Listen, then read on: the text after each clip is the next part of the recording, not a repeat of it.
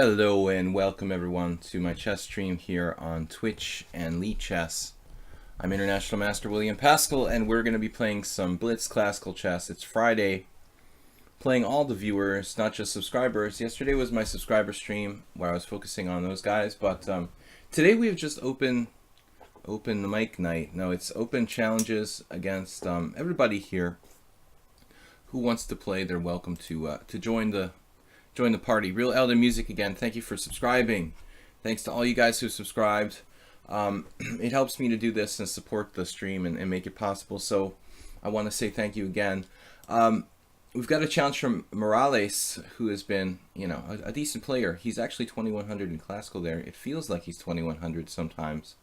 Though his blitz rating is a little bit lower, he's a tough opponent. So if you guys want to go ahead and play and jump in the queue here, anything between like 5 minutes and 8 minutes base time with a small increment between 3 and 5 seconds. So you can make it like 5 plus 3, 6 plus 3, 6 plus 5, 7 plus 3, 7 plus 5, 7 plus 4 if you want, up until 8 plus 3. And I think that's long enough where the games can last as long as 20 minutes. So we're not going any longer than 8 plus 3. Nothing faster than 5 plus 3, nothing longer than 8 plus 3. All right, lecture on the time control is over. I haven't any news for you in the chess world since yesterday. I've been kind of like doing other stuff since the end of my subscriber stream last night, so like sleeping. But watched a few TV shows anyway, and movies. We'll take part in this game against Morales here to get it started. It is early. I mean, not everyone is a morning person. I like to play if I get my coffee in the system. I like to play in the early part of the day. I like working in the morning, and that's why I do the stream 10 to 12:30 Monday, Wednesday, and Fridays. So yesterday I promised not to play the Caro-Kann against lower rated. I just don't want to do the Caro-Kann against lower rated players anymore. I'm gonna have to do it sometimes, guys. Though majority of you guys are lower rated than me, and I can't avoid it forever. Morales playing knight c3. I just hate the closed Sicilian with a vengeance. You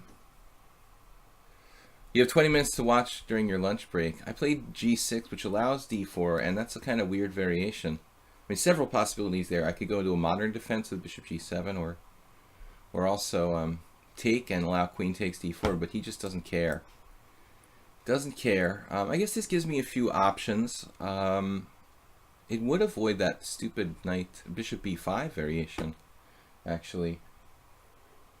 It's kind of interesting. I can avoid that. He can play d4, transferring to 11 fish variation of the dragon, but that's not a problem. But playing d6 does restrict my options here. If I play d6, the bishop c4 variation becomes better. So I don't really have a good waiting move. Therefore, I have to play knight to c6. Piece of sheet. Yeah, alright, here we go. So we've had this like multiple times, many games already. Zen Chess plays this variation for white. One of our very regular viewers, Mule Skinner, plays it like a lot. And now Morales is playing it too. So we have 3 opponents who play this variation. Ironically, one of my students played this line in a recent game that we analyzed. Okay, what did I decide finally? Yeah, a6 is interesting with the idea of b5, and let's try that, something new and different. The quick double fianchetto out on b7. I don't think I've ever done this, but it kind of makes some sense. Try to kick out the bishop on the long diagonal and get some menacing pressure, maybe. I don't know. Okay, he played d4, which is viable. I think I have to take. But it has, like, the feel of an open Sicilian now, where his e-pawn is a little bit under pressure. And my bishops look good here. So I think that Morales, a lot of, Grand Prix attack people would have not played d4.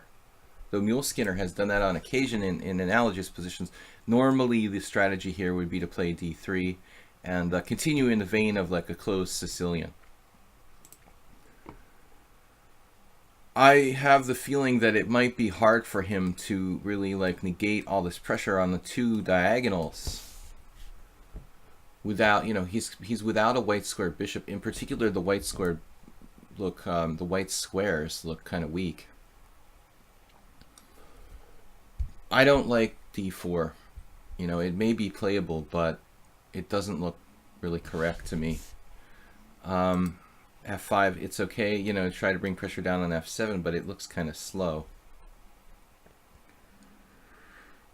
But who knows? Maybe it's not bad. He can meet queen b6 with bishop e3, and he's got this e5 sort of threat going on here, which I'm not overly thrilled about. I can play e6 with a lot of weaknesses on my dark squares.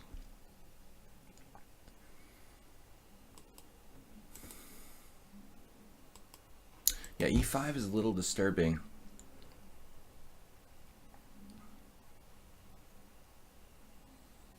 d6 looks kind of slow.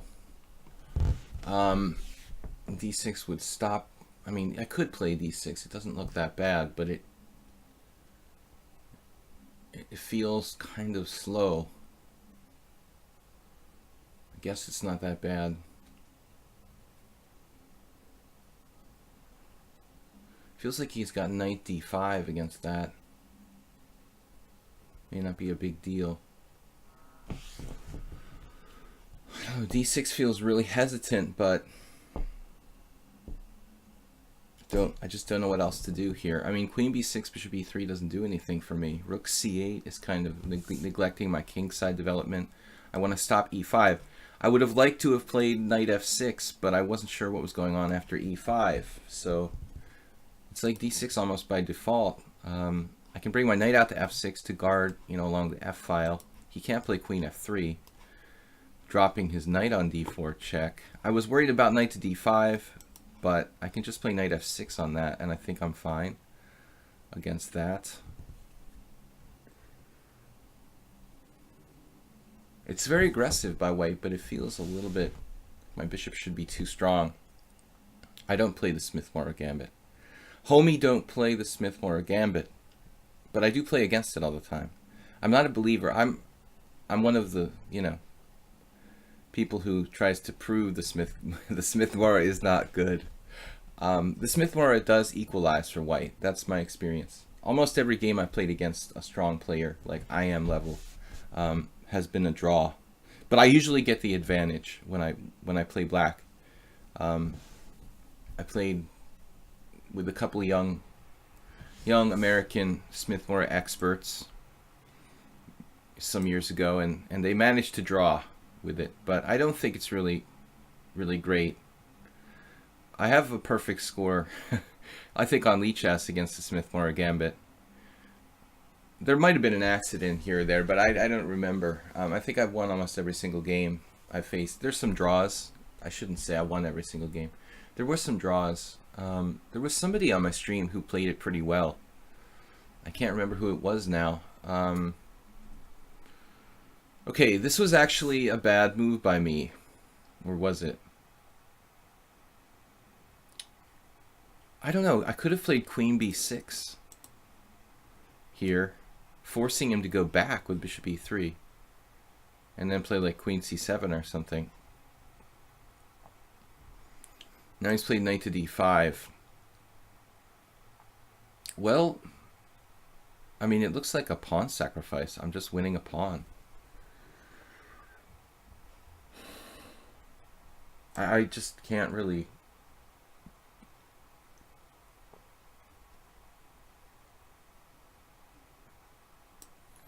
I can't... He has bishop takes e7. It's not going to work. Yeah, I just can't not take this pawn because it's too vital. Like, that pawn is going to kill me, and this is not a matter of materialism. This is a matter of survival. You know, this pawn is going to kill me. So now he might get something. I didn't really look at, you know, f6 that much. Probably it's not devastating, but it looks like his best try. I don't know what else I could do. I could have just castled there. Maybe it was safer. Just castling. Yeah. Yep, this is a blunder. Okay, I should have just castled. I played a little too quickly. You know, now he gets some play with this move. No, but rook e1 isn't as good. Rook e1 is not as good because I have bishop e5 now. Maybe he can force me to not castle, but that's not a tragedy. Oh, he has knight takes b5 now. That's kind of weird, though. I could even play bishop takes g2. I don't think that it's an issue. What am I talking about? I have queen b6 check. I always had queen b6 check. Okay. That's one of the problems with this line. I mean, your king is constantly getting hit by checks on b6 and stuff like that. So Morales missed, he missed the best chance here. I mean, clearly f6 would force me to make a move and like have my king have to crawl over to f8 or something. So yeah, I mean, this is interesting, but I can castle queenside.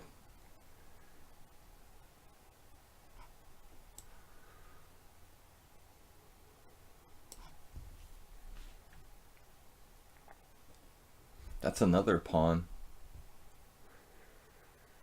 It looks pretty strong, actually, taking this. It's not just another pawn. I mean, I do get rook g8. If bishop e3, f4,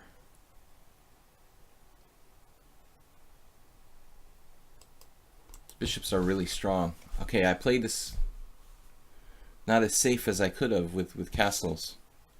You'd love to play me, Arthur. Well, get in the line, man. We've got 4 challenges. Trouts, Piece of Sheet, Archie, and Chessbuzz 17. You're welcome to join our list. Join the list. Yeah, this move is important now. We're just winning, I think.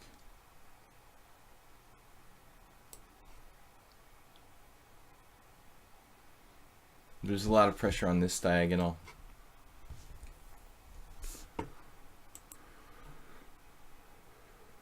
I can simply castle queenside, or simply castle kingside. Actually, now it's perfectly safe to castle kingside in some instances. That's got to go. That has to go.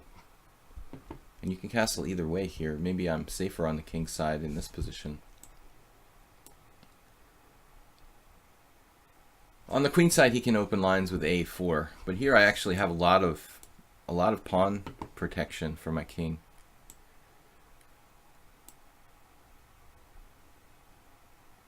Now we go rook g6, and you can correct my pawn structure if you like, which is what happened indeed.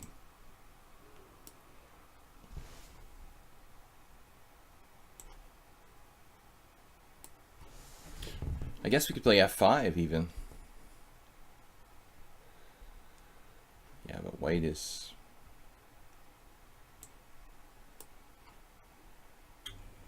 clearly worse here. Well, losing. I mean, he's down 2 pawns. Looks like 3 actually.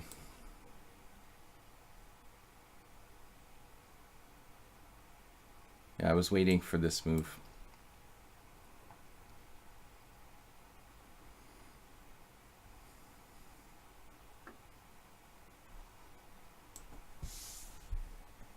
He's got rook takes f4 now.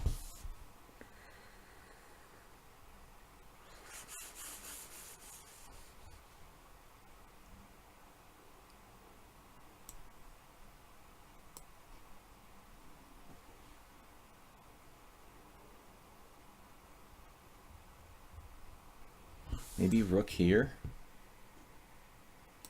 It's an awkward move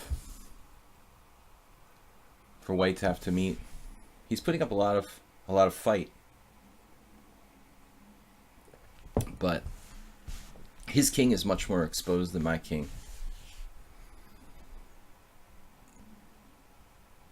Could not find a defense here. I don't think there is one.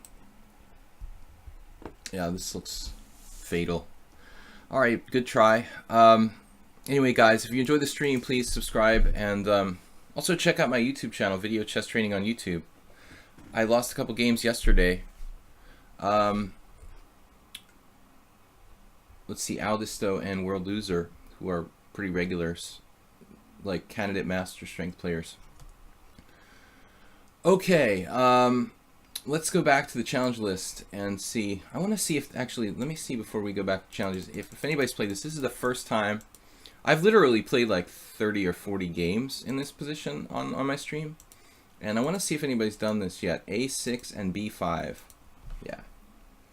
Took me a while to find this idea. I've tried pretty much everything. Nobody famous playing black. I have no idea who that is. That's probably like a correspondence game. Never heard of either of those players in my life. I know most players. Yeah, already black has an advantage according to the computer. So we have a new system against this line. Okay. He actually played the move the computer recommended, D4. I think it's better to do D3, honestly. I mean, opening the position against those two bishops looks borderline incorrect. Ralph Akesson, the Swedish grandmaster, I played with him once. Okay, yeah, we're playing Akesson versus some guy, Donovan. F5, new move.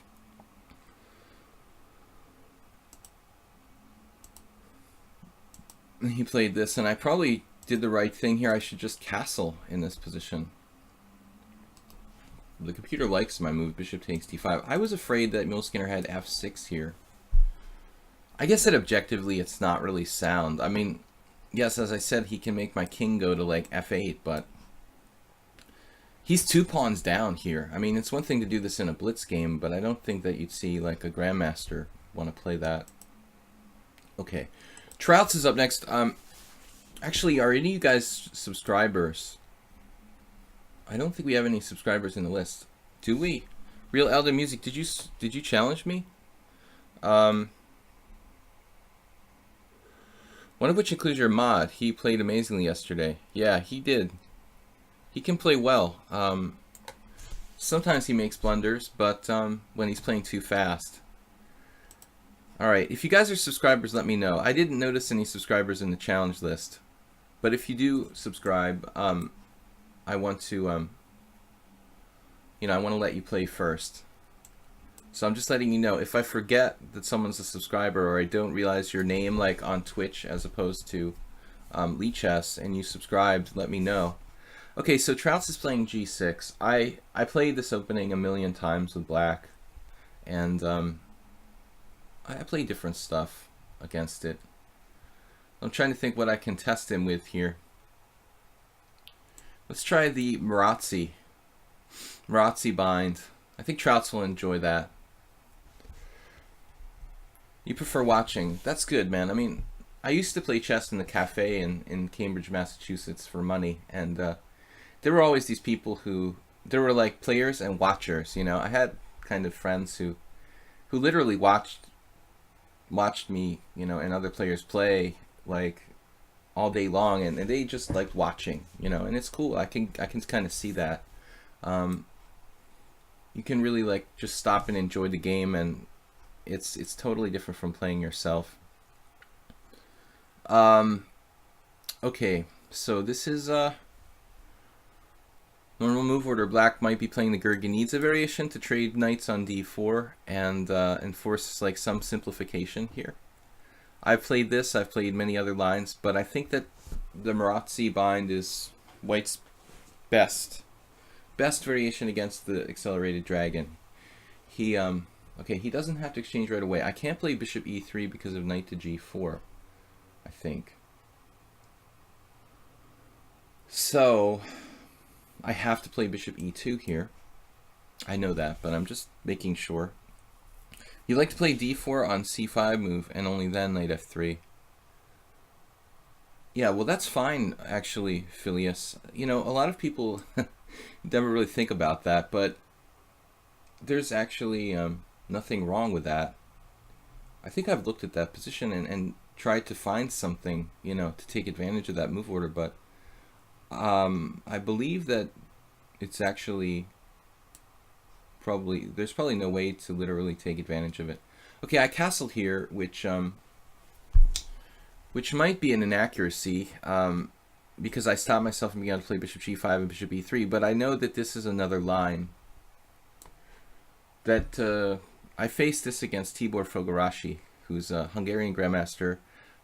He's about my generation, and he wrote a lot of articles for like New in Chess, and he's kind of a theoretical expert in the Paulson certain openings like the Grunfeld, and Tibor knows the opening extremely well. He's not a high-rated grandmaster, but he's like kind of a theoretician. So I remember once he played this variation against me years ago, and I think I drew.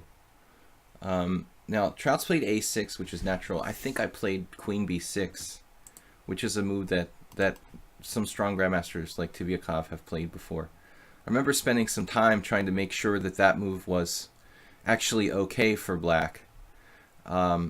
That the ending after queen takes pawn isn't a problem with the double isolated pawns, but Trout just plays a6. So I don't really know, now that I played this variation, I don't really know what I'm supposed to do. I think just play bishop d2 here. Bishop d2, maybe rook d1. One of the problems for black, I guess, is that his queen doesn't have a good place to go to. I suppose he can play queen c7.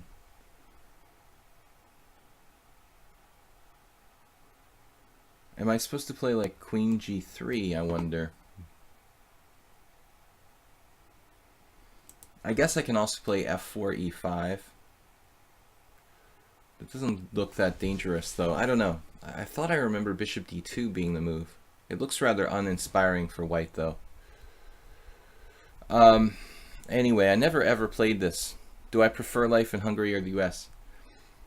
I mean, I don't know. I get homesick. I kind of miss living in the US, but I do live there in July and August. I was streaming from there, so I mean, I'm a Native American, not Native American, but I'm native to the United States, so I kind of love my home. It's hard for me to not live at home, but I have a life here and a lot of friends here, so it's hard to say which you prefer. Bishop e6. He's going to put pressure, so we're going to have to play b3 at some point. Put pressure on this guy. Now, what the point of this setup is, looking at it now, it doesn't look very ambitious for white. I do protect e4, so he doesn't have b5. That's the thing he's trying to play in a lot of positions. Black's normally playing for b5, and since e4 is protected, c3 is protected, he's got nothing on the long diagonal yet. He cannot achieve this pawn break. But white's pieces are placed pretty inactively. I mean, the queen on e3, honestly, it is kind of strange. Now he's like, I'm going to put my knight on g4. Well, okay. I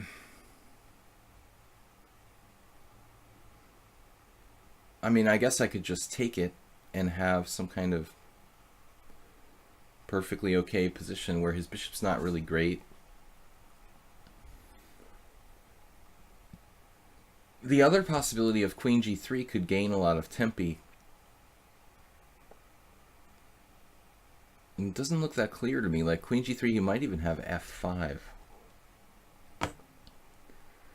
Queen g3, f5, f4, perhaps. Then he has pawn takes pawn. I don't have time for that. Queen g3, f5. Then I take on f5. He has to take back with a pawn, and he's left with this kind of ugly structure. All right. I just want to go on record as saying that I think that bishop takes g4 is probably slightly better for white. But I'm going to play like the more aggressive move here, not trading pieces. My famous last words. I lost one game against Trouts. Now I forgot about that. Yeah, I dropped my queen. Oh, that was ugly. Better for chess players. Well, I mean, you know, there's more tournaments in Europe than the United States, and Central Europe is a little bit more inexpensive for a starving chess player to live in than the ultra expensive. Well, anyway, the Northeast where I lived is pretty expensive in the United States. Bang. F4. F5. We're coming at you. Yeah, I thought F5 was an option for black there. I mean, maybe his plan all along is like bouncing his knight through here. But it's very time consuming and I'm gaining momentum as we speak. I mean, you gotta like, my play is really along these three lines, one way or another. I'm gonna try to increase our pressure. Is F5 really even good? I'm not sure about this move. I was like gonna play it, you know, routinely, but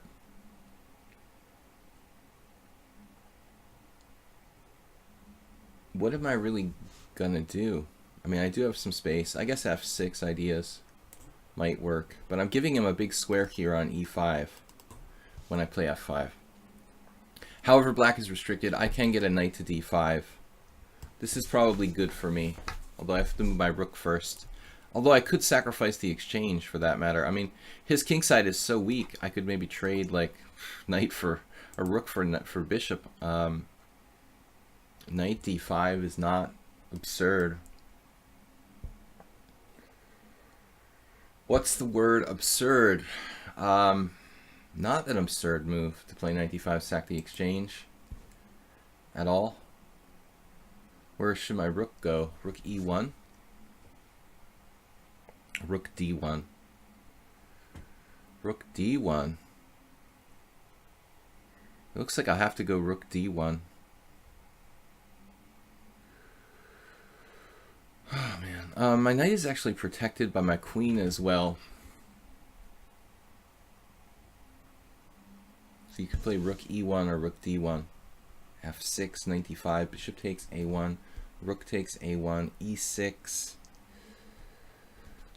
Oh man, there's not quite enough there, it feels like.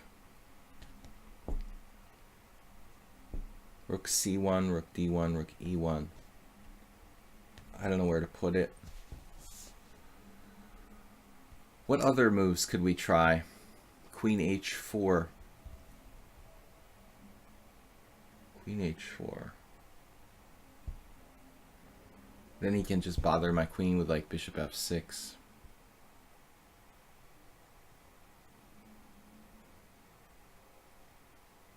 Alright. Screw it. I'm going to protect my bishop on D2. Strange as that sounds. It might be valuable if he tries to play like Queen A5 or something like that to keep that bishop protected. Knight D4. That's pretty much what I expected. And now we have this Knight D5 idea, which would be quite powerful. He could turn his bishop to C6 maybe. Yeah, maybe he could play that just like bishop C6. It's not that bad for black. I don't know what I'm supposed to do. Like H4, H5. Yeah, now my Knight D5, he still just goes. Alright, we gotta try something here. Rook C1 to free the queen. Yeah, I mean, Rook C1 was a thought. But leaves my bishop unprotected. I didn't like Queen A5 coming in sometimes. Now, if E6, F6 looks extremely strong for white. So he's got to play like, yeah, he got to play bishop C6 probably and try to trade the bishop for the knight, because here I'm afraid like E6, F6 is game over. Maybe it's not game over.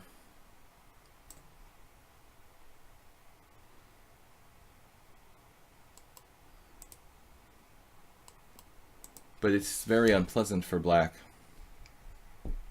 Kind of Oh, all right. Not good. You can't do that. You got to trade for the monster knight on d5. But it doesn't look good. I'm curious about the opening, though. I've never played this line in my life. I'm not even sure I know what the theory is. Yeah, queen d3 is another move. Okay, that's actually more common. Queen e3. It looks like bishop e6 is the main move, and then maybe queen b6 the next move. The engine likes queen b6, though. That's its favorite move at first glance. All right. So let's see. I was right. Oh, Salov against Gingy. There's only 2 games from this position. Wow. A6. Salov taking out my former teacher of the Accelerated Dragon. Man, where did he play Salov in 1996? It's a good question. No idea. Salov sort of disappeared from chess. I'm not sure what his deal was. Walter Brown playing the Accelerated Dragon. B3. So here, Ullman, Brown, and Haratonov, Yurtayev. B5 is possible. Whoa. How does that work? Amazing. A takes B5. Check this out. A takes B5. Bishop takes B5. D5. Computer. Computer just taking over the center. Wow, that's amazing.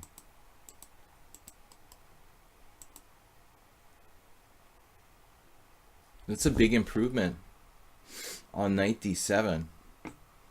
There's a lot to be gleaned from modern computers. The engine gave me like 6 cent pawn loss, 0 inaccuracy, 0 mistakes, 0 blunders. This move is actually like equalizing for black. Wow. Damn, dude. I don't know what I'm supposed to do. You just play a6, bishop d2, b5. You could actually play it right away. Unbelievable. That is like totally new idea. A takes b5. Here I could take with the knight now. And then d5. Hard for a human being to really comprehend this. This doesn't look quite as good as waiting a move, though. I think Troutz's move order is better. So bishop e6. Both Salov, they naturally play for b5. And Gingy and Rashkovsky played bishop d7, trying to play for b5, which seems to make a lot of sense. Troutz plays bishop e6. That's a normal move in this line. And then I should play a4. Oh, shit. Deep black. It's funny, I ran into a deep black idea yesterday in the black side of the Caro-Kann, another deep black.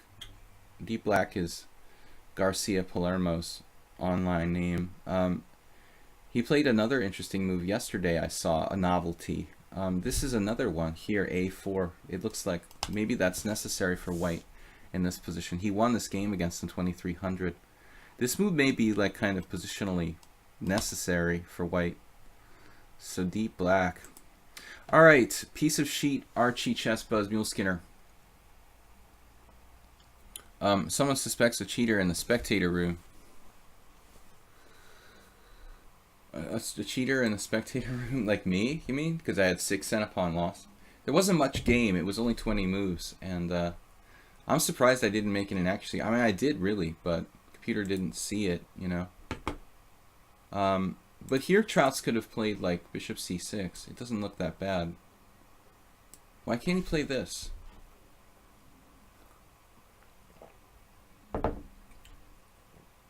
Okay, he's just like positionally getting busted, but it's not like losing by force. If you play bishop c6, at least you can trade off the knight on d5. Anyway, that's my lowest center pawn loss in a long time in a single game, although it was only 20 moves. Apparently, I didn't make a major mistake.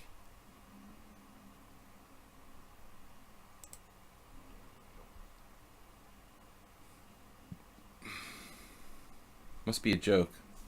I think it's a joke. So Garcia Palermo playing a4 there, that looks like a very insightful thing to do. piece of sheet we've never actually played. You've been in the chat a lot in my streams.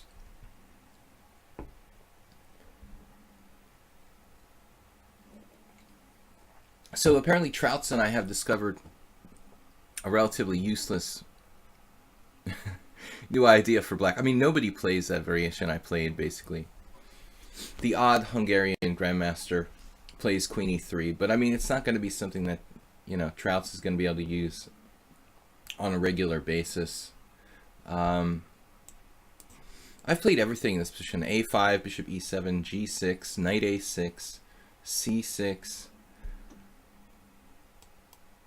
That's about it. I guess we're running out of ideas there.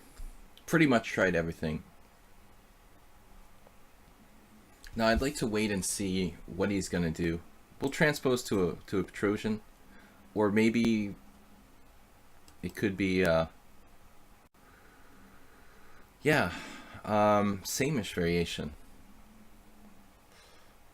Goofy Gumdrop says working hard on chess. Sellsword. Didn't see that outpost. Bishop d3. This looks pretty pretty standard. I could play knight h5. Igor Foigl. I'd like to play this system for black. He's actually one of my inspirations, and he definitely studied the old school Russian master games in the King's Indian. Knight h5 early doesn't really seem quite correct here.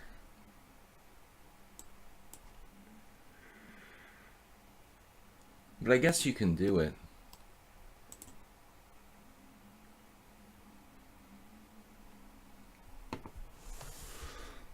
So it's a hybrid. It's not really a standard variation of the King's Indian, because I played the early d6 and he played an early d5.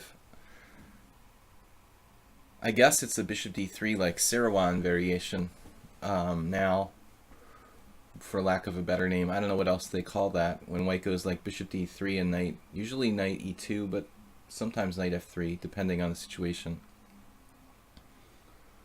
I've played knight a6 and a5 a little early, which I'm not real thrilled about. Now, by playing knight f3, piece of sheet, he may legitimize my setup a bit. I think that it might have been tougher for me to justify my game after like f3 or something like knight e2. Even g3 is interesting. But with knight f3, I think we're kind of transposing back into a normal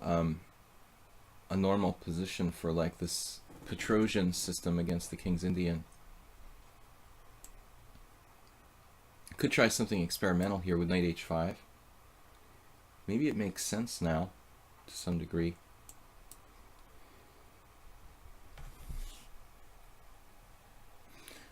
All right, guys, don't let me go over today because I've got a lesson, a private lesson I have to teach after the stream, shortly after the stream. I can't really afford to stay on.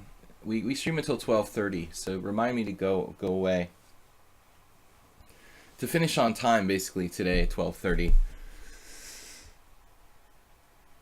I was delaying bishop g7. I'd really like to, you know, in some instances, trade my bishop on h6, or maybe benefit somehow by delaying bishop g7, or maybe put the bishop on e7. But you're just kind of looking for the right situation. You know, it would have been reasonable to do, like I said, knight h5. Maybe you could do an old Indian type of thing with like knight h5, bishop e7, and like knight, and even knight g7 and supporting f5 kind of ideas. One thing about the King's Indian is that when you have the structure with the pawn on e5 and you have a bishop on g7, it's a good defender, but if the diagonal is blocked for black, it's actually a bad piece. So, little known fact, but in many instances, black wants to actually exchange this bishop off. So, and I've won a hell of a lot of games with white because my opponent's like King's Indian bishop was bad. It's not automatic to play the move bishop g7 into this sort of dead diagonal. I'd like to think about other options. If my knight wasn't on f6, I could play like bishop h6 and trade it off. Have I been waiting? Oh, he played queen d2. That's a super weird move. It's almost like he's he's trying to set me up for bishop h6. Knight g4, bishop h6.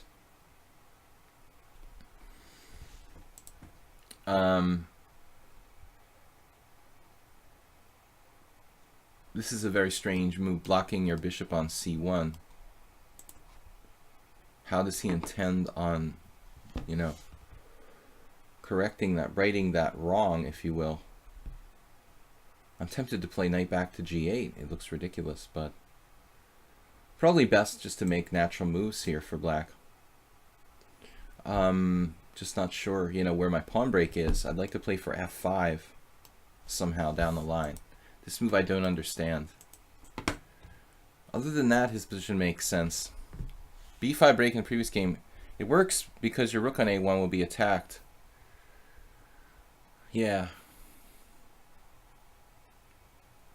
And so, see, the problem is,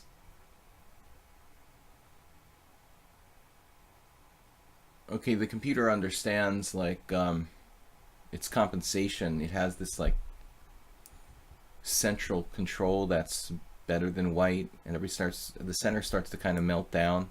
Most players would be scared with black to do that because you'd be like facing two connected passed pawns maybe later on in the game, but black, you know, white might not survive to that point. You know, if the center just falls apart for white, bad things can happen. But you're right, you know, Phileas, that the rook on a1 is a problem, and if you move it to c1, then when that happens with b5, then a2's hanging all the time. So I think that Garcia Palermo's idea of playing a4, although it does have like its drawbacks with like weakening squares, I think that's got to be a really incisive move. It's just funny because this is the second great move I've seen, you know, from a like 6-year-old. That was actually older. That was 2002. Okay, 15-year-old Garcia Palermo game. The last one was more modern. It was like 2010. He played a game. Garcia Palermo, I guess he's Argentine, but I'm not sure. Was he a Spanish grandmaster who moved to Argentina, or was he originally Argentine? Anybody know? All right, we're just gonna play this routinely here. Was Garcia Palermo originally a Spanish GM, or is he really an Argentine? Typically, like me, like South American players like move from South America to Europe to play chess, the way I move from North America to Europe. But occasionally you see the reverse, you know, where like a European grandmaster will move to, you know, okay, the United States, fairly common. Not that common to see like a Spanish grandmaster move to Argentina, but, you know, in many cases, like Bent Larsen moved to South America, Najdorf moved to South America. So there are instances of European-based grandmasters, you know, who moved the other direction from Europe, or in Najdorf's case, where was he from originally? Poland. From Europe or somewhere to South America. I'm not sure. Was Garcia Palermo Spanish or our trivia question for the day? I'm talking about him like he's in the past, though. He was playing online, but not on lichess, another chess site.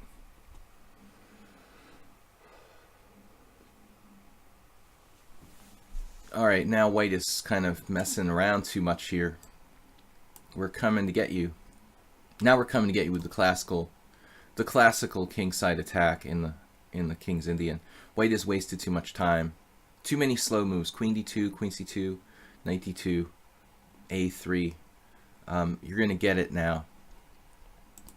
I'm basically perfectly set up for this. Okay, when I play f5, he can probably try to take on f5 and maybe not give me the pawn roller, but his pieces aren't well coordinated here. I've got threats of knight f4. He almost has to play g3. That'll slightly weaken his king side. It's not a good setup. Oh, he's Italian. That's what confuses me. All right. Well, I was half right. Half right and half wrong. I thought maybe he was Spanish. But you gotta forgive me for the name, because it does sound like it could be Spanish.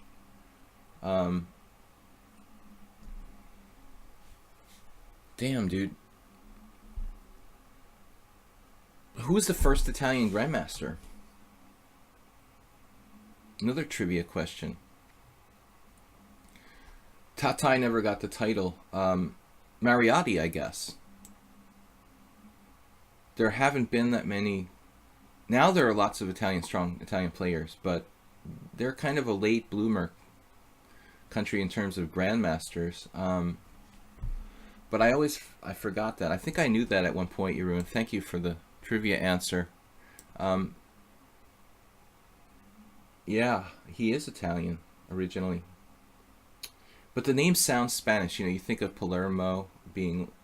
Actually, Palermo is Italy. Yeah, that's actually Italian. You're right. I'm an idiot. Palermo. That's an Italian place. Why do I think it's Spanish? It shows how ignorant I am. Alright, anyway. I guess the Garcia messes you up. I gotta find an excuse for getting it wrong. Now, Garcia is not an Italian name.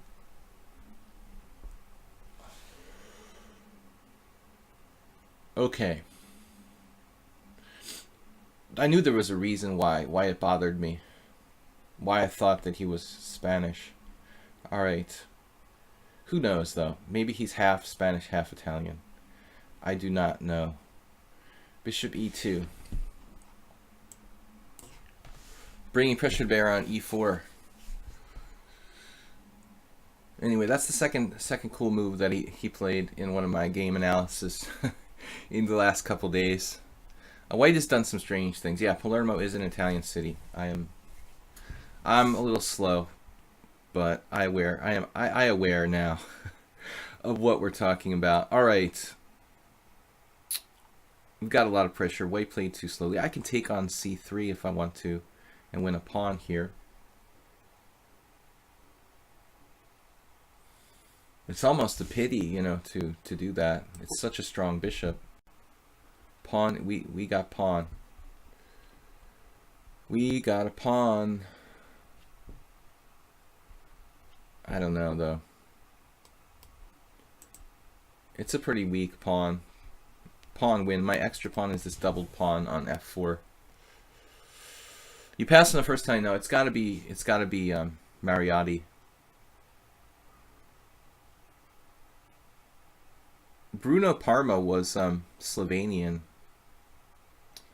and he probably lived like on the border of Italy.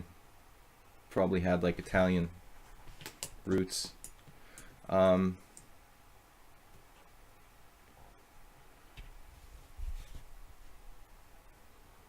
Alright, he just resigned here. I mean, there's no way you should resign because you lost a pawn. You just one pawn down, piece of sheet. It's not that bad. You never give up. You know, I realize you're playing a player who's a lot higher rated, but I'm not even sure if I should take the pawn like that. Yeah, the computer agrees. Alright, but he played strangely in this opening. With queen d2 was a bad move. I'm going to play Archie 7-7. So Mariotti was this Italian grandmaster from like this, you know, very active in the 60s and 70s. I guess particularly the 70s. He played a lot of games like when Karpov was world champion. He has some famous games with Karpov. I guess he's been long dead, but he was famous for being kind of a maniac. Sergio Mariotti. But like England, you know, Italy had strong players, but didn't have a grandmaster, like a really notable grandmaster for a long time. Till like pretty late in the game, in the 20th century. maybe Mariotti. I'm assuming Mariotti was a GM. I mean, he must have gotten the title at some point. So anyway, enough trivia for today. All right, and I've only been to Italy once when I accidentally crossed the border. It was kind of embarrassing. I was in. It's not really much of a story, but I went to Nova Gorica in Slovenia, and there's this like confusing train station where you can like go out one side of the train station into, you know, Slovenia, and then one side of the train station into Italy. And the train station was actually confusing, and there was some construction going on, and I actually like walked out the wrong exit. There was nobody, like, it's insane, like there's nobody checking it or anything, and I just like walked out into the Italian part without like having my passport checked or anything like that, and started walking down the street, and then some Italian police were like walking toward me, and I sort of like shuffled back into the train station and decided to avoid the confrontation altogether. Not good illegally crossing borders. Anyway, all right, we're going to play this setup that I recommend this if you want something flexible. Archie's actually playing the variation that I play with white, the so-called Smyslav system. There are various ways to handle it. I like this fluid pawn formation on the queen side. Another good way for black to play is like Benoni style with c5. So that's two good ways black can play against the bishop g5, king's Indian, or Smyslav variation. But it's still not easy. I lost once this line against Ashat Nadanian in an important game in the New York Open. There was like a big money under 2400 FIDE, and Nadanian and I were both 3-0, and I lost against him in this position. He was like the trainer of Varuzhin, Akobian, and taught him to play this line. But this is probably not great. Not terrible for white, but I think it's better to have like knight d2 and take with the knight on c4 probably. Because here I kind of gain a tempo developing my knight to b6.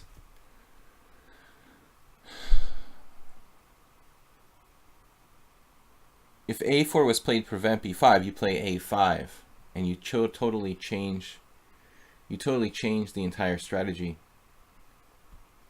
See, that's the beauty and the flexibility of black's setup.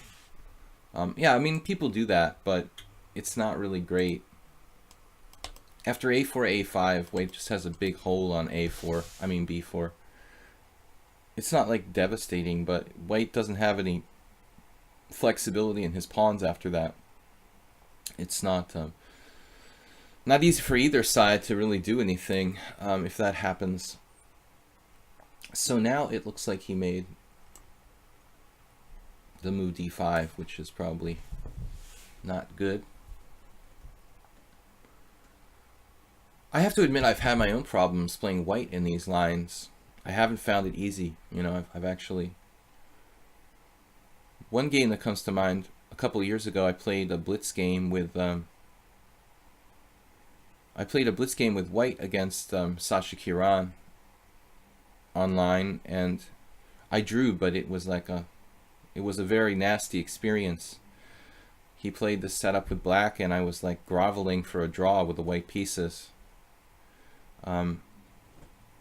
He's not the only one, actually. I mean, Roman Gingiashvili and Eugene Perelstein and I all worked on this this line for black. Actually, Perelstein, Actually, I don't know if Perelstein... Yeah, Perelstein knew about it. He was playing this too. Funnily, that's not a word. Anyway, oddly enough, I beat Perelstein with white in this line in a like rapid game to win $100. I remember that. Funnily, what's the best here?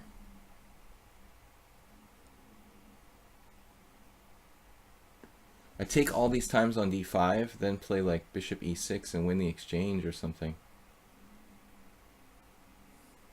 It's not that easy though.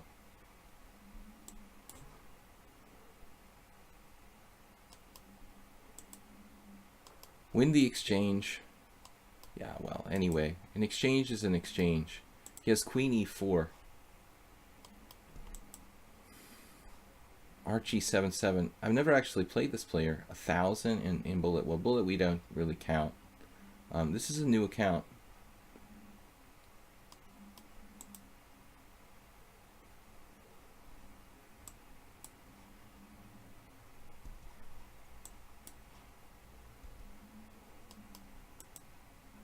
So bishop e6. I don't know what my problem is. He has queen b7 now. The scheme is far from clear.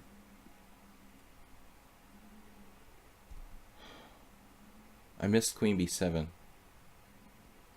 Okay, this guy's not 1,000. Come on now. What is that? 1,000 would have hung material by now.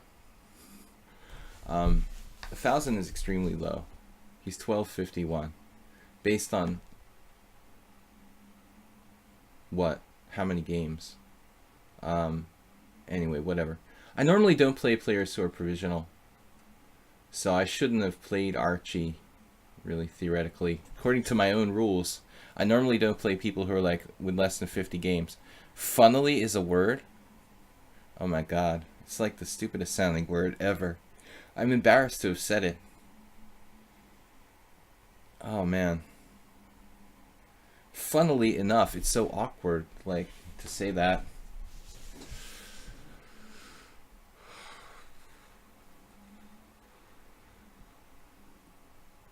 The strongest 1251 in the world. He's still not worse here. Probably after queen b7. I have the two bishops, but they're really kind of limited in what they can do. I might even have to play f6. I hate f6 though. What if I were to take on a1? Okay, queen b7, bishop takes a1, bishop takes e7. Hey, maybe I win the exchange after all. You know, I do win the exchange. Queen b7, bishop takes a1, bishop takes e7, queen b7, bishop takes a1, bishop takes e7, queen c8. Wins material for black. Actually, a lot of material. So he's got to do this, or something to this effect. He's clearly not 1200. It's kind of like a Grunfeld exchange sacrifice. Yeah. He's got knight g5 in some lines. So rook f7 immediately. That is a move, actually. Maybe rook f7 isn't bad. Defends g7. Something to be said for that. Rook e8 was the other option.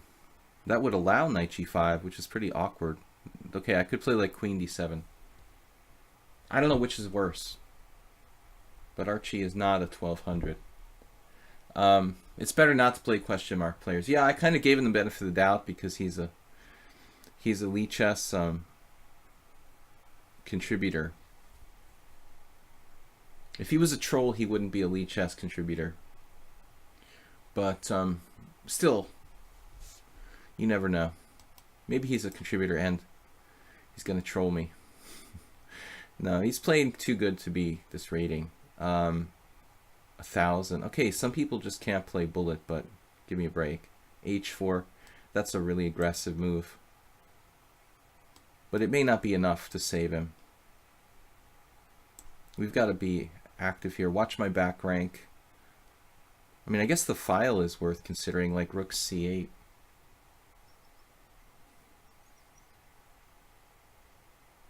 This is a principled move.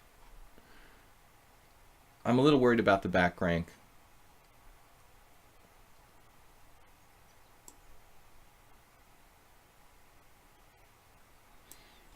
It's good that my rook is protected. Maybe my queen a5 was a better move, you know, to go for this. I'm playing a little bit slowly here.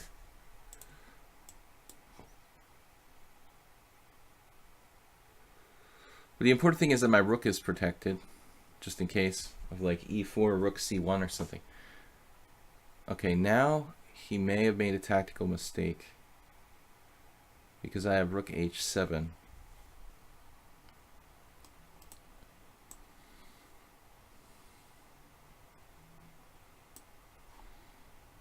He's definitely better than 11 or 1200, but he looks like he's going to lose a piece here.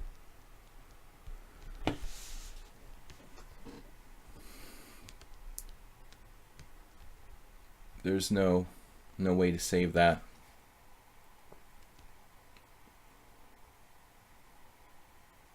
He lacks a little bit of subtlety in the opening there, playing like bishop takes c4. I would play probably knight d2 and try to capture with a knight on c4. But I thought maybe his position was okay.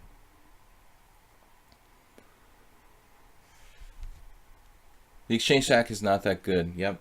Well, I don't think it was really a sack. I think he kind of thought he had queen b7 like I did. I had the same hallucination that he was going to win back the material. I don't think he intended to sacrifice an exchange. He just thought, oh, okay, yeah, I've got queen b7 or something like that, and I thought he did too. But if you just analyze one move further, you're like, oh, right. Bishop takes e7, queen c8, and he's like losing material. Bishop takes c7, queen c8, queen takes, rook takes. But where was my... Well, maybe he could have done that, you know, and just been down the exchange and an ending. I wonder how bad that was. If he had done this position, bishop, queen b7, bishop takes a1, bishop takes e7, queen c8, queen takes c8, rook takes c8, rook takes a1, he would actually have a pawn for the exchange and be threatening my d6 pawn. One of those positions that's probably a win for me, but it would take a little bit of technique.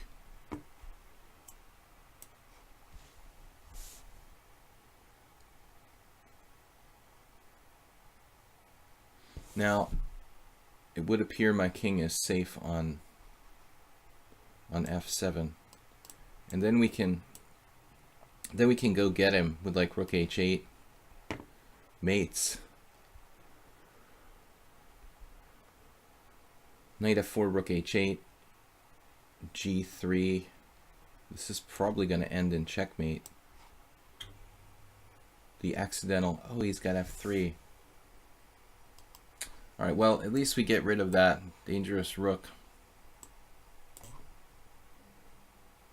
No, that's the blunder. You have to take with the queen. Either way, it's not good. All right. Yeah, so thanks for streaming. I hope we'll play someday. I'm the real 1200. You said minimum 150 games. No, a minimum 50 games. Never I said 150 games. You probably just misheard me. Anyway, knight b6. d5 was a mistake here. Takes. Shit, and it says bishop takes. It says I shouldn't do that. What did I do wrong? Nothing.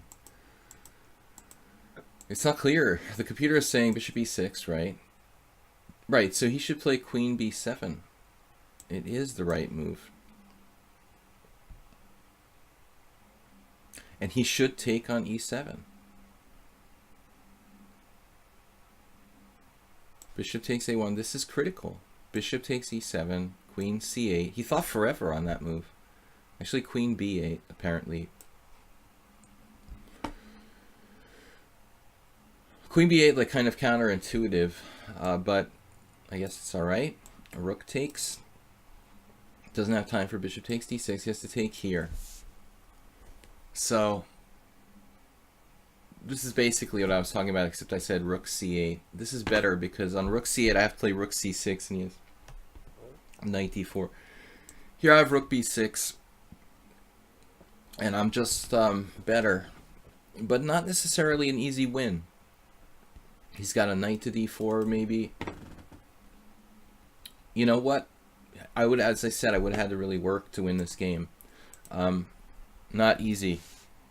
Chiefable, sorry about banning you the other day by accident. I had a terrible accident where I was trying to ban a troll who was like a racial maniac, and I accidentally clicked on Chiefable, clicked on his name, and I banned him, and I realized I did, and then I like went and I like clicked on his name again, and then I thought I unbanned him, but apparently I didn't. And the poor guy was like, hey, at the end of my stream, he was like, hey, can you unban me? I was like, oh my god, sorry, dude. I thought I already unbanned you like 2 hours ago. So sorry about that. Not intentional. Chess Buzz 7+3. Chess Buzz 2200. Wait, did we play this player before? Oh, okay. This was a player who plays the London system. Of course, they always get white against me. I'm not going to put my knight on f6 if I know you play the London system. I'll just play something hyper modern. I can't stand, you know, the closed Sicilian, the London system. I think I have a phobia of closed positions.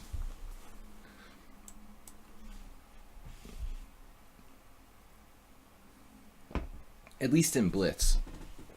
I actually like strategic and closed positions, but in blitz, you know, you don't have time to think about complicated maneuvers and things that you need to think about in closed positions. I feel like closed positions require really a lot of thought and analysis and maneuvering, and with more open games you can just kind of let the tactics flow and play more quickly.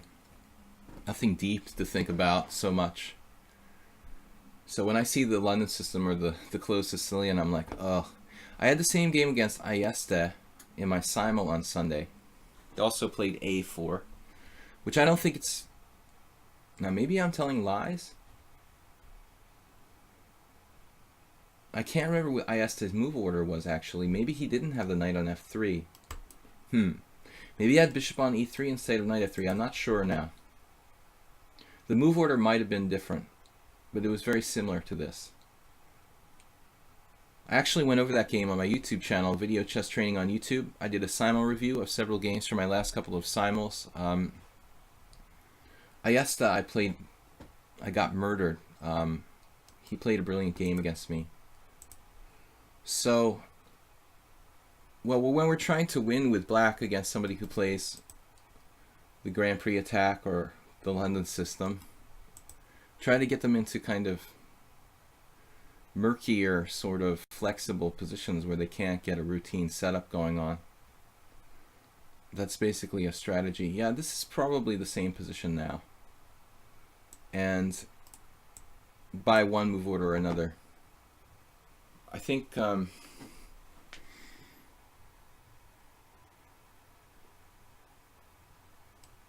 Ayeste played bishop c4.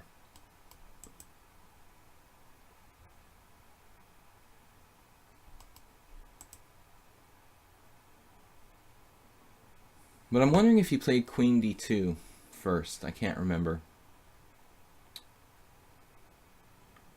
I feel like he played bishop c4 here. Too many chess games floating around in my mind to remember them all. So I can open 2 windows and keep the challenge alive.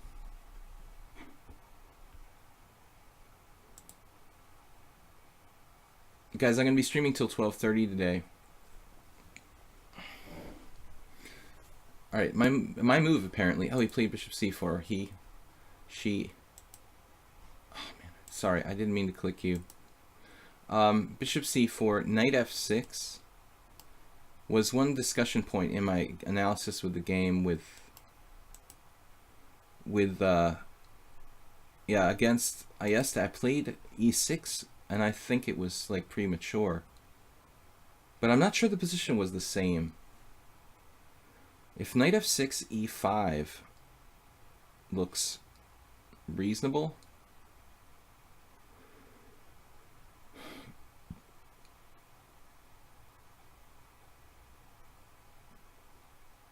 that's the real question here. You know, how good is e5 for white? Pawn takes pawn, pawn takes pawn, queen takes queen, rook takes queen. And then what? Yeah, white has some threats of knight to d5 sometimes. I don't think the position was quite the same. So we'll just... But you know what, maybe? It also depends on what white does now. I mean, a4 is not really considered to be like a very dangerous system. It's kind of compromising. White can't really castle queenside and play as aggressively as they could in other positions. We're gonna have to review the game and check knight f6 again, but I feel like e5 is good for white there. Maybe Ayes to put his queen on d2 somehow, but how? What other possible move order would there be? There really isn't another possible move order. I think in my video I talked about knight f6, and then I don't know, maybe I just didn't analyze it enough, but e5 looks... e5 with the idea of taking with the pawn on e5 looks viable for white. I've possibly played this position with the white pieces in blitz. Now knight f6 seems a little more reasonable, because if e5, pawn takes pawn, and I guess there he can take with the knight.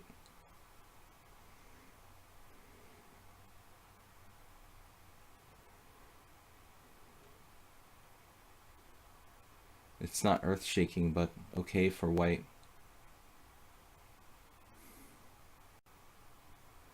Let's say knight f6, pawn takes pawn, knight g4, or queen takes queen, rook takes queen, knight g4. That looks pretty good for black, actually. There are other options. I could play d5. I don't know what happens if, say, queen d3. I guess there's like knight takes e4 and d5 with some complications. Okay, e5, pawn takes pawn, knight takes pawn. And then the question is what to play for black. If castles, he's got bishop g5. Kind of an awkward situation for me. I was thinking knight on bd7. The white has a lot of options there, actually. I'm not liking that so much.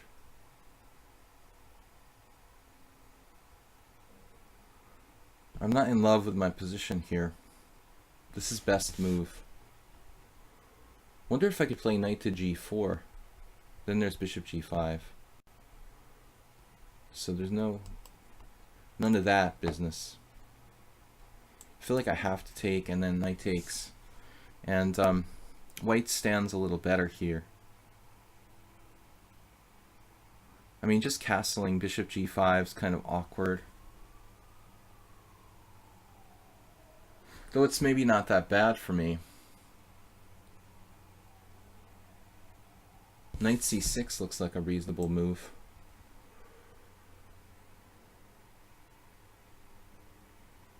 We're just going to hope that white doesn't have any kind of crazy tactics here. Okay, queen f3, I have knight takes e5. I'm trading a lot of pieces, or even knight a5. This prevents bishop g5. So I think white has to play like f4, which is pretty risky. I was thinking f4, knight e7, and we bounce the knight through here. Letting him have a strong knight on e5, but he's got a lot of weaknesses on the white squares.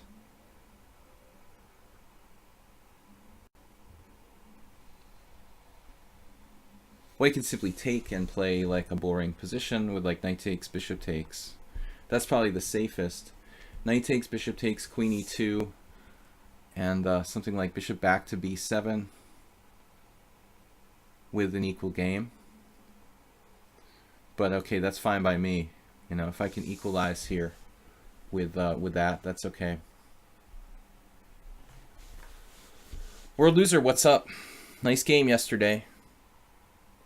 Thanks, Sparkle Horse, for expelling SB from the chat. Wasn't me. SB. I'm streaming till 12:30. Okay, I don't know who SB was, but I don't care. Alright, bishop takes c6. Yes. Oh, you found that. The ambulance is coming for me here. Right. Well, bishop takes a6 is a cold-blooded threat. I mean, there's really nothing I can do. I gotta watch for d5, but I don't think white has that. I mean, I guess they could do that if they wanted to, but it doesn't really win or anything. It just would trade pawns. Rook d1, castles. It's probably equal at this point.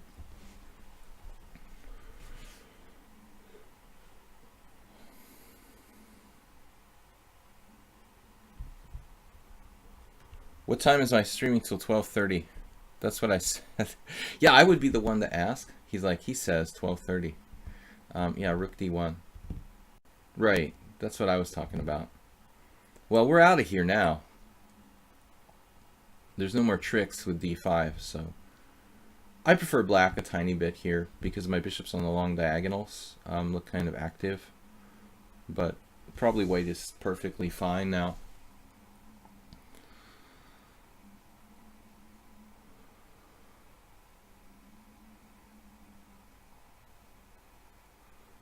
I was thinking of sacking a pawn. It's kind of an extreme thing to do.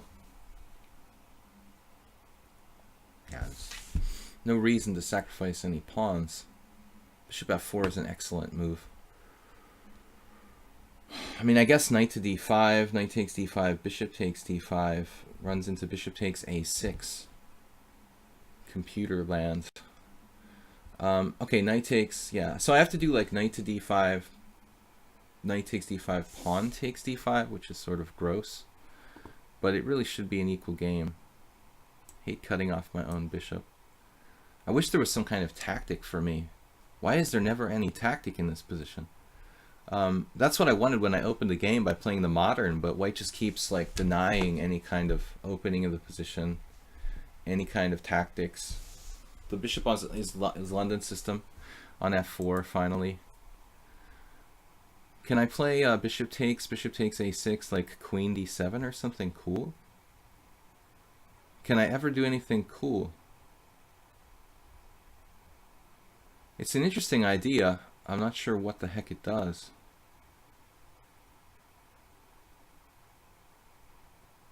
Doesn't really do a hell of a lot. Bishop takes a6. Doesn't make sense. I never have any kind of tactic, and ever, anywhere.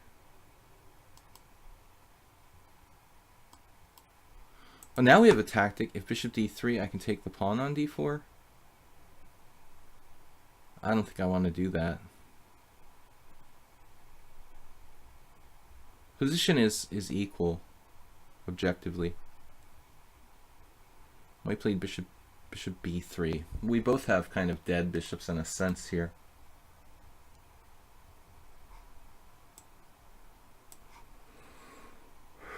Focusing on the dark squares.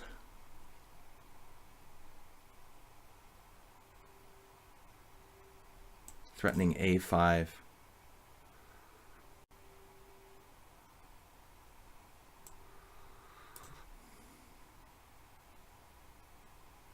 I still don't have any threats.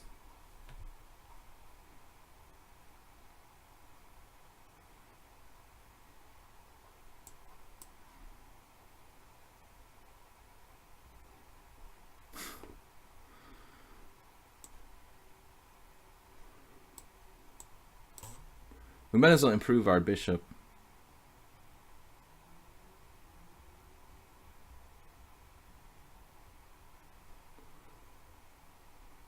(2018) in blitz. Okay, it doesn't play much blitz. I don't know. Try to put our pawns on the right color or something. I don't want my pawns to end up on the wrong color complex. I'm not sure having an isolated pawn is that bad for me. Maybe this is kind of risky move, but I saw the queen coming into a6 sometimes. That could be a problem. Still about equal. White has the pawns on the wrong color, technically. Look at how perfect their structure is, though. Still the London system bishop.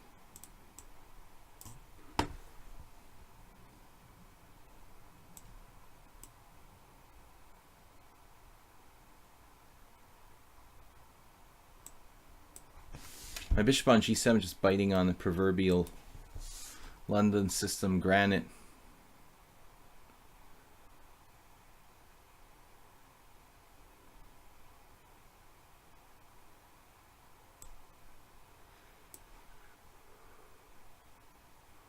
Good bishop, bad bishop.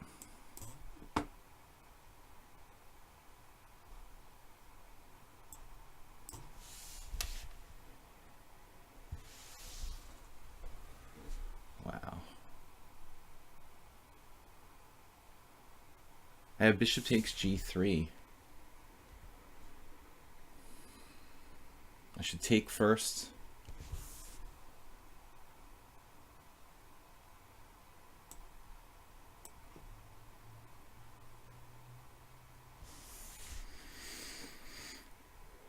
Maybe we're winning now.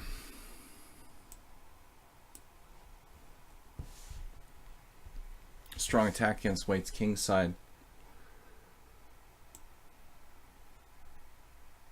If I go to f8 though, there could be some complications. I actually have to watch out for like queen b4, queen f8 here. I think I should be winning. Queen h3, queen d6 is a winning rook ending for me. Oh, there's the check on h8 with perpetual.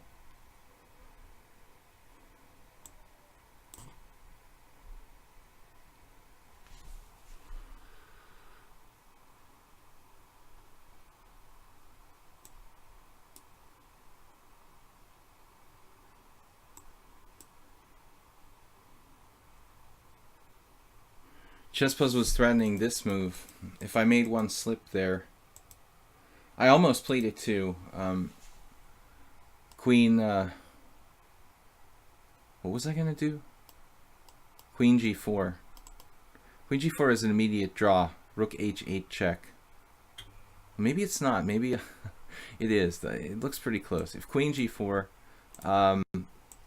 he's got rook h8. It's still winning for me. I can walk away with this trick. Here, check. Here, I couldn't calculate this in time. Luckily, I would have had rook e7. But I had no time to look at that. All right. Let me check the opening there. I want to see if this was the same as my game with Ayeste. Frolyanov, Halifman. Yeah, everyone played e6. This is the same position, but okay, the computer mentioned knight f6. I guess this is no good because of e5. I don't really like this that much.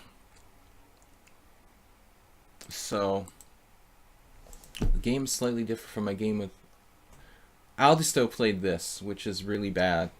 That's when I had knight f6 and I missed it. Big mistake by me. Alright, now I understand how it went down. The move order against Aldisto. He played queen d2 next, which is bad. This player played castles. This is main line. Yeah, I'm supposed to play knight f6. Wow, so this is all book. Frolyanov, Halifman. No other big games here. That's the only one. Black has scored okay. Knight c6. Actually, the best move according to Stockfish, or knight bd7. Knight bd7 seems passive. Why would you prefer knight bd7 to knight to c6? Interesting. Yeah, it's the best move. Okay. Anyway, moving on. Mule Skinner, Gasparian, Refutation, World Loser. World Loser is a subscriber, so World Loser and Zen Chess, I'm going to play them first. You guys have first dibs. No more time zones? The flat earth. Well, it's good to be, you know, if you believe in the flat earth, it gets you more like, you know, Twitter notoriety. Alright. I'm playing e4, world loser. What happened yesterday? Oh, that was a weird game we had yesterday with world loser. He won a really nice nice ending, but he got me in the proverbial time pressure. Let's try something a little bit different. Play something positional against world loser. He likes tactics, so we'll take it to him. The opposite of last game. I can change my styles like a chameleon. Oh, he's so disappointed. Look, he's even like typing no Najdorf. We'll play. Knight d7 is the sharpest move, though. I don't know the theory really well. I know a little bit in this line, but Magnus, will have to consult Magnus.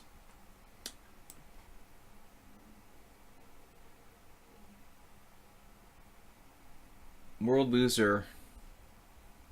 I'm trying to get him to play something kind of strategic and positional.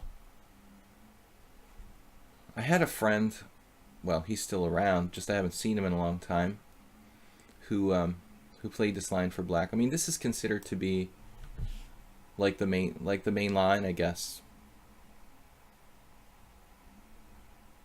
for black. Take. So I thought a nice calm positional game against world loser would be the right thing to do. Is there anything wrong with castling here? Should I play c4 first?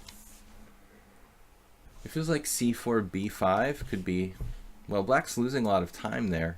If b5 knight c3, I mean, seriously? c4 can't be bad.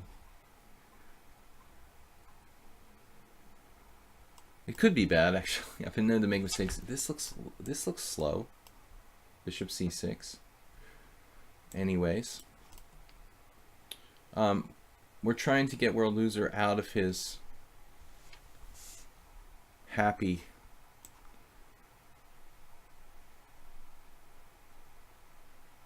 land. He likes open positions and tactics, so we're making it more positional. I don't know if I'm supposed to play bishop g5, but it looks pretty good. It looks pretty good. I mean, I remember my friend Pop Gellier often playing h6 pre-bishop g5, maybe much earlier. Okay, here he's playing h6 now. I think I have to take.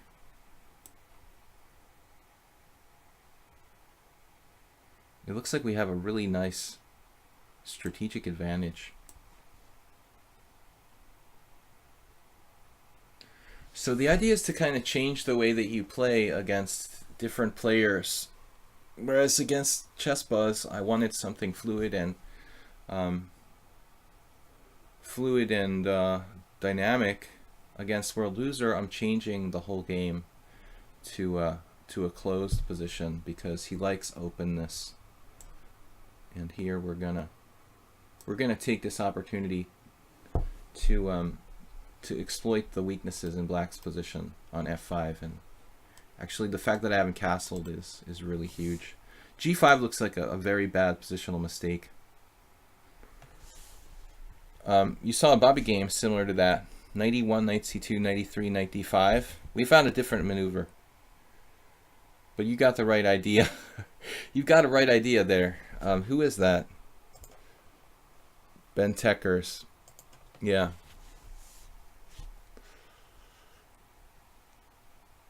Looks like white messed up. Yeah, the last game. Here we are. Yeah, world loser is actually kind of proving my point about open positions and closed positions.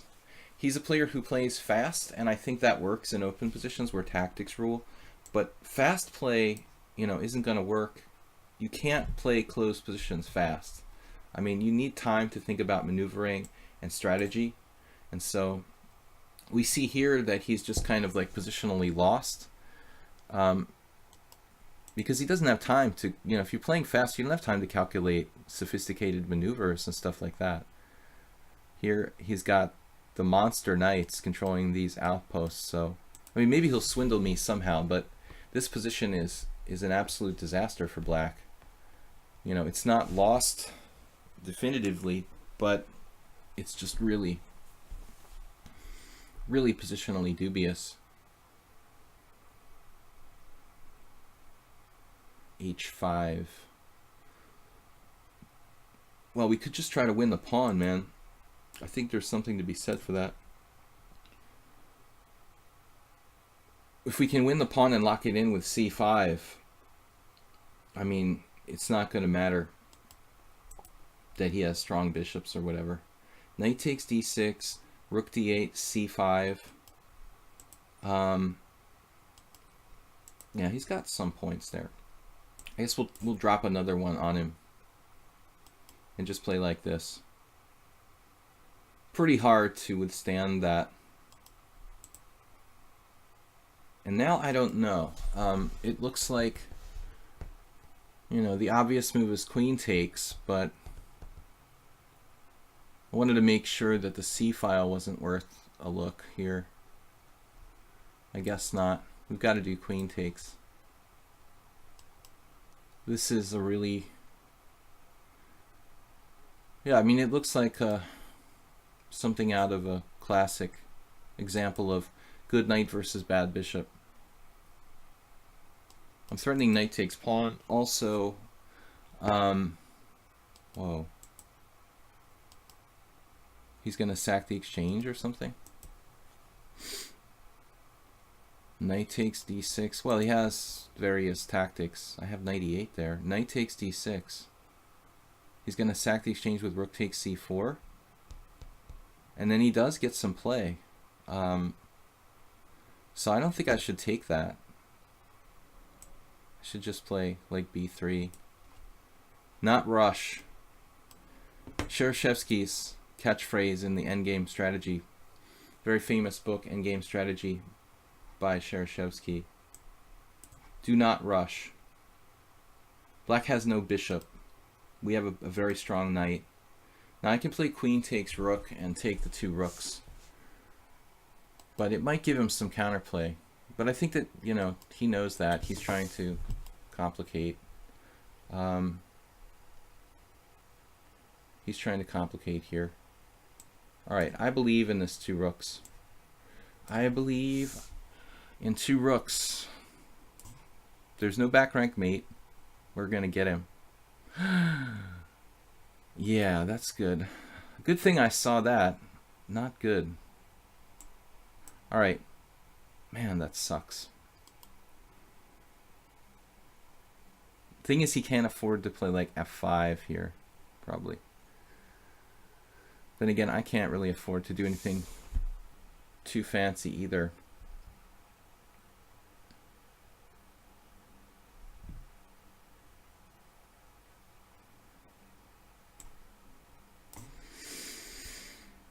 What am I doing? Whoa. Damn, he stopped that. I've got a tactic.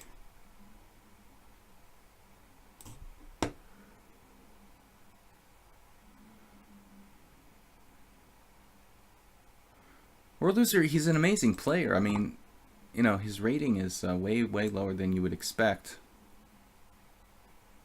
for the level of dangerousness he can generate.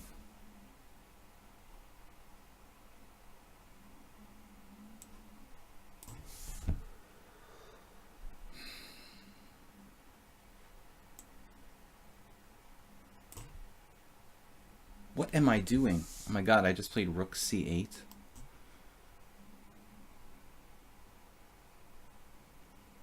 What does that move even do?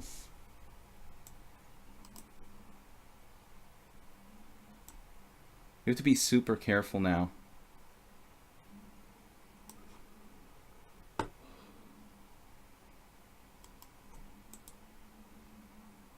He's so fast, it's unbelievable. And how is he like 1900 in bullet? I don't understand how that's possible.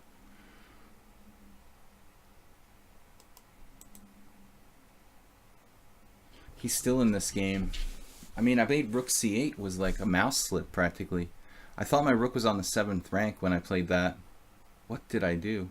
Rook d8 check. Why would I play rook c8? I meant to go here. B takes c4. We have to take back.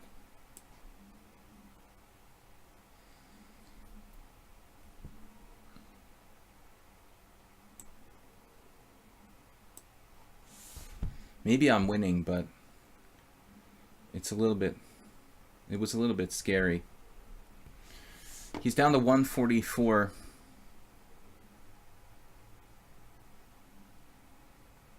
Two rooks against the queen. My knight f1 was a good move to guard my king on the back rank.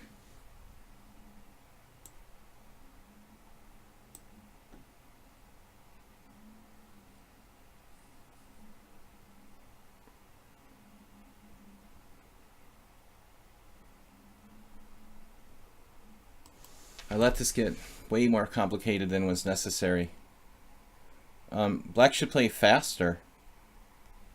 Bobby Fischer first said black should play faster. Then he said he plays fast but not good. That's nice. He did play positionally bad in the opening here. But the not good statement is not always applicable. If you look at his game against me yesterday, he played pretty well.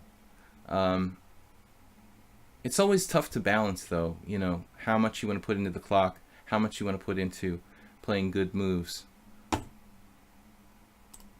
Whoa. King e4 is not a good place to go. It is over. I was winning against him yesterday, but the time pressure was too much. With increment, you've got to be careful. Well, the queen defending, you know, wouldn't have really saved him. I guess he was lost the whole game, but it got kind of out of control there in the interim. So this is theory. Did I do something wrong? I mean, this is book. I guess a6 isn't as common as h6. I was talking about my friend Pop Gellert. So h6. That's the move that he was analyzing. I don't know what the best is, objectively. Bishop takes, c4, main line. Not that many games here. Black plays b5. I've definitely seen this. Carlsen, Anand, 2013. I don't know if that's a world championship. So at one point, he was basically equal here. It's unbelievable. I had messed this up to the point where he was actually... Okay. Anyway, that's what happens when you're constantly in time pressure. I'm gonna play Zen chess, and let me know if anybody else is a subscriber. Another Najdorf. I let him completely out, but I was down to under a minute, so I started to freak out. You know. Now, Zen Chess is not the same player as World Loser. He plays the Najdorf really well, though. A different kind of player. So, this is a guy who, oddly enough, plays the Grand Prix attack. I couldn't imagine, you know, playing the Grand Prix attack hardcore and being a Sicilian player. It's kind of like playing the Smith Mora and being a Sicilian player, or playing the C3 Sicilian. If you're really a Sicilian player, can't stomach playing those things. What am I gonna do now? Last time, yeah, Zen Chess played like perfectly against me. The last time we had a bishop c4. Let's try something different. Everybody plays the Najdorf. I mean, I think it's probably the most flexible line. I'm gonna play g3. Oddly enough, I was looking at the engine, and it likes g3 for white. It's kind of the move you wouldn't expect a computer to go for this. I mean, honestly, I think the biggest benefit of this move is that you just really secure the e4 pawn, which is, you know, a pivotal point, like the e4 and d5 points. My friend Alexander Ivanov has made a living out of playing this opening for white. Because many people don't really understand the subtleties of playing black in this line. I don't really know the subtleties of playing white in this line. I play g3 against other variations like the Taimanov, and but I admit that in the Najdorf I don't know the lines really. At some point white plays like knight to d5, maybe in the right moment, and then the structure after knight takes d5, pawn takes d5 can be good for white. Sometimes the queenside majority can be very good for white, with like 4 pawns on the queen side against 3, what I call the trash compactor.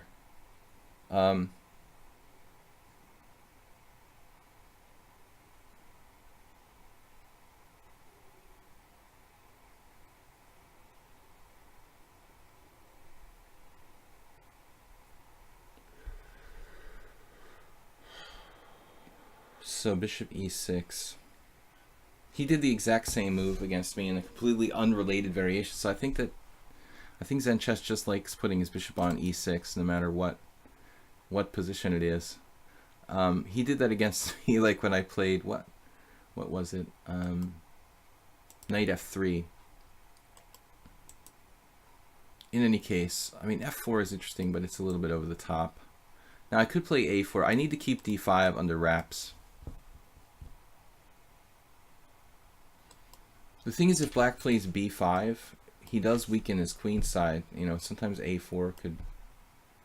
Maybe a4, maybe just later on c3 or something, c4. I'm not sure that b5 is always good, is what I'm trying to say. It may not really do a lot. But hopefully...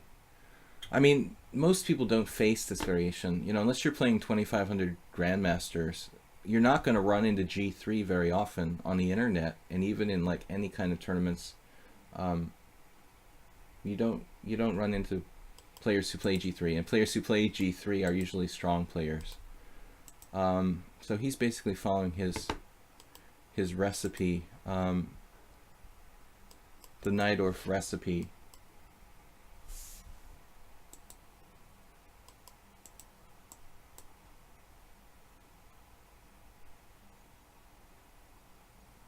There are a couple possibilities. I mean, I could play g4 or f4. As I mentioned a4 earlier. How you became I am.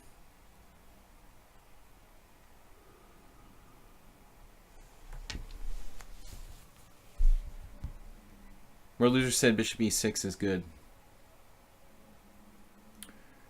It doesn't look bad. I don't know this line for white, though. I mean, I know the general ideas, but I don't have memorized, committed to memory, the theory. So I'm likely to make some kind of inaccuracy. Knight b6 looks kind of extreme. Wow.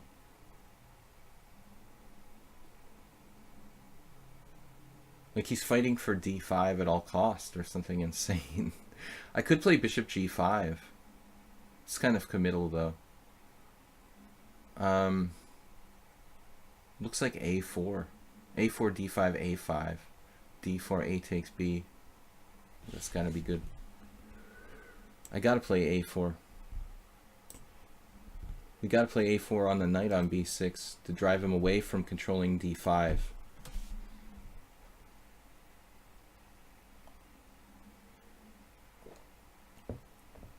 I'm not going to play a5 unless he plays d5, though. You know, I don't want to just lose my pawn.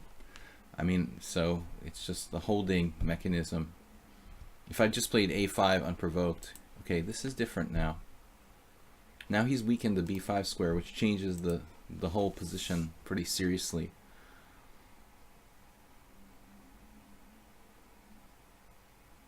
b3. Maybe I should play f4 now.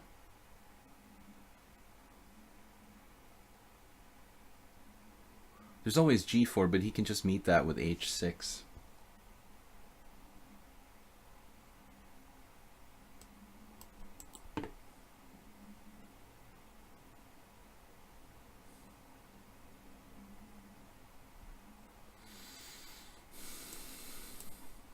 feel like I have to do something proactive here to stop d5. And the other moves that stop d5 are dubious, like bishop g5, bishop e3. Bishop e3 would walk into knight c4, so intuitively, you know, on this move now I can recapture on f4 with the knight or the pawn. You could even take with the bishop, but that doesn't look right. World Losers commentary is that a5 is bad. Intuitively, it feels wrong to me, but I'm not 100%, you know, an expert, so.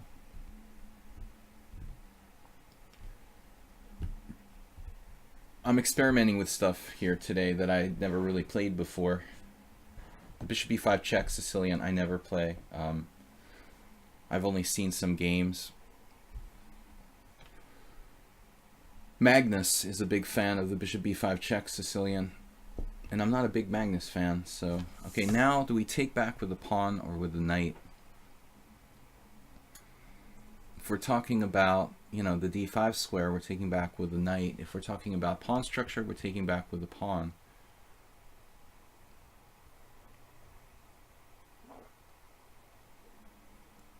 If pawn takes pawn, d5, e5.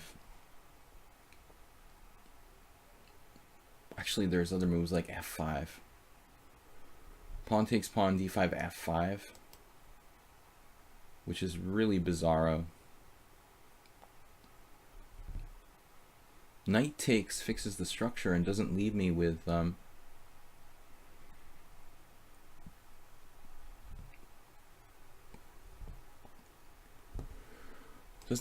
clear plan. Pawn takes feels a little more dynamic somehow. More flexibility with my pawn structure, options to play e5 or f5. It's also riskier than taking with the knight, but I have more things to do. More dynamic possibilities of f5, maybe. Thinking about castles and f5. His knight on b6 is blocking his queen from going to b6, which would be a way of, you know, harassing me on this weak diagonal. That's a very useful point here. I'm keeping an eye on this. You know, I've got to watch just in case something comes down on my king, but, you know, knight h5, I mean, I'm just getting out of here, I think. Knight h5 looks sort of weak. I can always castle. I could even play like bishop e3 if you want to sack the b2 pawn.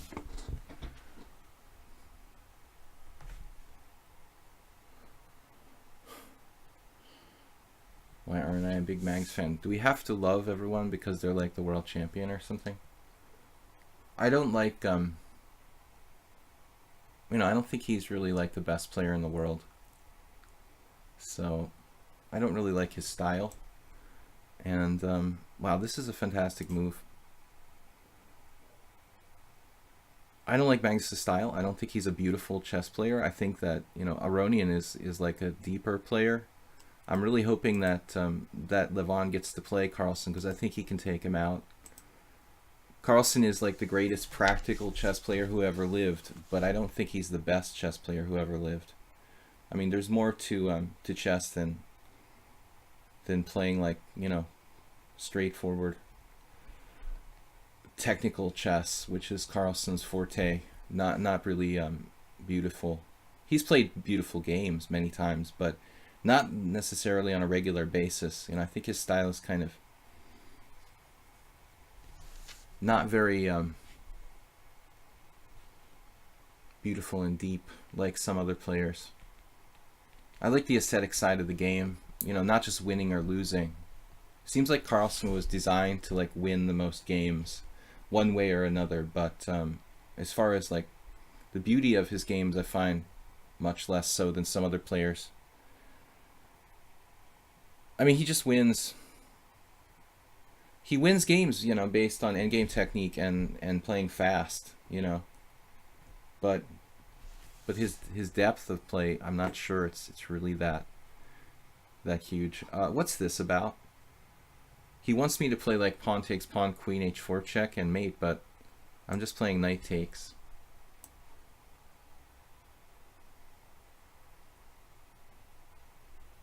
Then I come back here. Or f2, but f2 looks difficult. Well, even f2 is okay. This move, he actually, well, I have queen d3. That's going to be a problem for black. I don't think, okay, he's going to take on f5. He's got a couple pawns for the piece, but it shouldn't really be enough for black. He's got 2 pawns for a piece after bishop takes f5.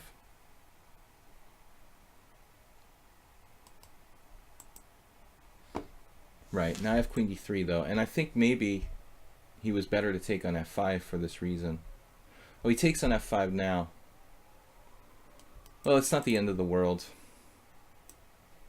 Bishop takes f5, queen takes f5, bishop takes g3, knight takes g3, queen takes g3, queen f2, and he's still only got 2 pawns for a piece.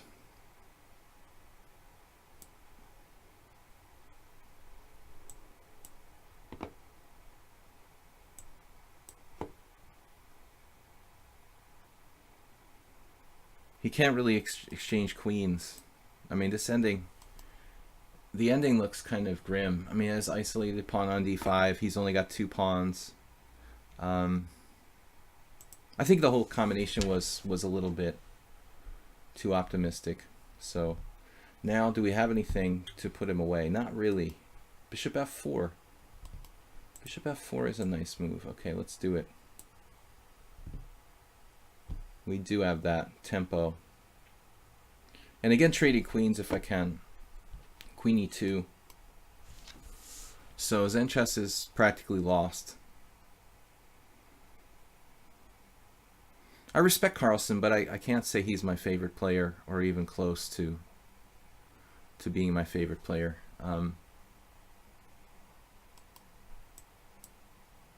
Okay, queen f6. We'll just play castles. He can't take the pawn.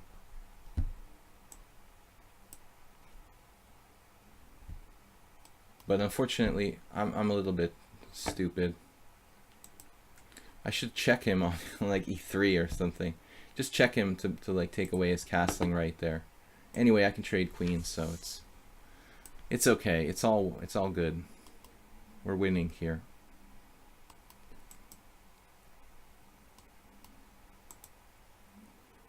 We are winning, guys. I've got half an hour left. Sounds like you really don't like him. Well, I mean, why do I have to like somebody? It's like, I can only like so many chess players. We have our personal preferences. I don't like the fact that chess has gotten to the point where it's like the time controls are getting faster and faster, and the quality of the games is going down. And I think that, Carlsen is kind of promoting that kind of thing, by playing the way he does, taking advantage of the system more or less. But whatever, I just don't have to like somebody. Doesn't mean I have anything against him personally. I just don't really like his style of play. All right, so Mule Skinner, and then we probably have time for like one more game, depending on how long this Mule Skinner game is.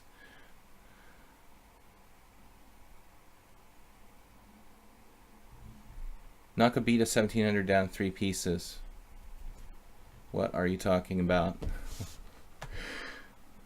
Yeah, once Larry Christensen lost his queen to an expert in the middle of the board, getting a trap for a minor piece, and won the game.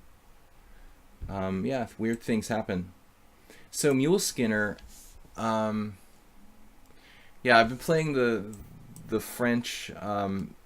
When I was last playing against Mule Skinner, I was playing the Towers, but I'm going to try Knight C3 because I've been playing this in the last couple of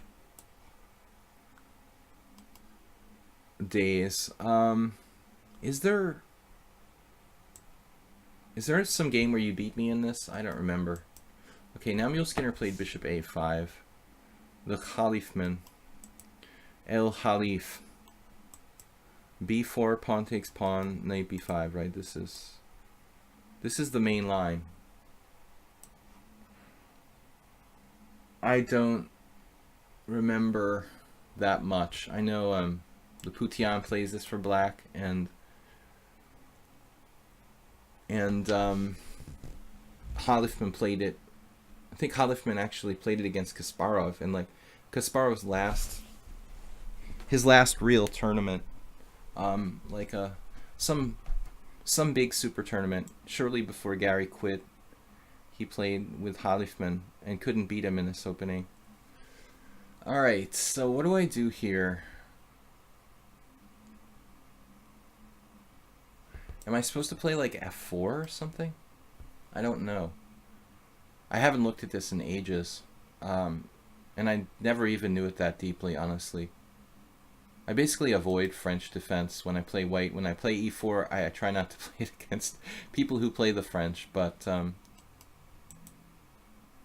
or if I know they play the classical. I have literally played like one winnower ever in tournament. Maybe like two French winnowers. So knight f3, if I play knight f3, how do I keep that pawn protected? For example, like knight f3, okay, I can do something like taking on c7, playing like bishop b5. I don't know. f4 just like blocks my bishop, and it feels wrong somehow, but it may be the main move. I don't know. I haven't played a single game with this in like a year and a half since I started streaming on lichess.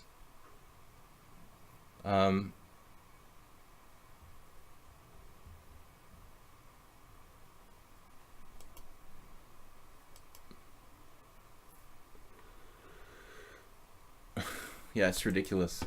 Carlsen is like a baby. He hasn't even hit his prime yet, according to, you know, statistical age. I think people say that your prime is around 30, and Carlsen isn't even 30 yet. It's absurd. It's a lot of pressure, man. I mean, he can't just continue to be like #1 constantly. That's extremely difficult. The amount of pressure, to not have some kind of, you know, slumps and stuff at that level, with the amount of pressure that he's under. It's not about his prime. I mean, I think that people have like things in their lives that are going on. You know, maybe you get married or you have a girlfriend, or, you know, there are things that detract from your concentration. It's not about his age. It's just about pressures, money, I mean, things outside of the game that are like detracting from his play. It's not because he's 26 instead of 23 that he's not playing as well as he was like 3 years ago. It's because of other things.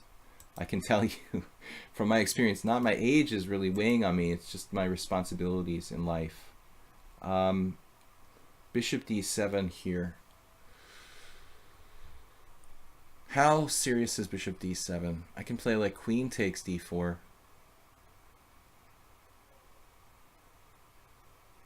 I don't know.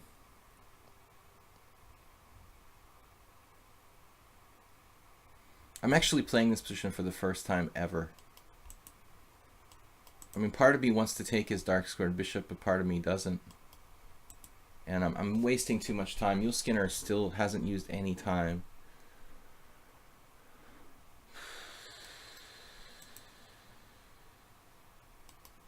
Queen takes d4. One of many moves I can play. I really don't know what the best move is. I was thinking maybe we can get the queen over here and start attacking black, you know, directly, but I don't think this is that dangerous for him. I have no clue what the right move is for white. Maybe knight e7, knight takes c7 check, queen takes c7, bishop d3, knight c6, queen g4, something like that.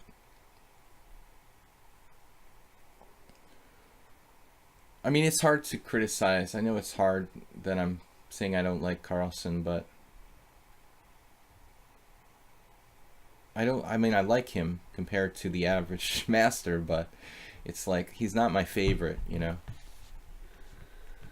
I respect him greatly, but he's not my favorite player.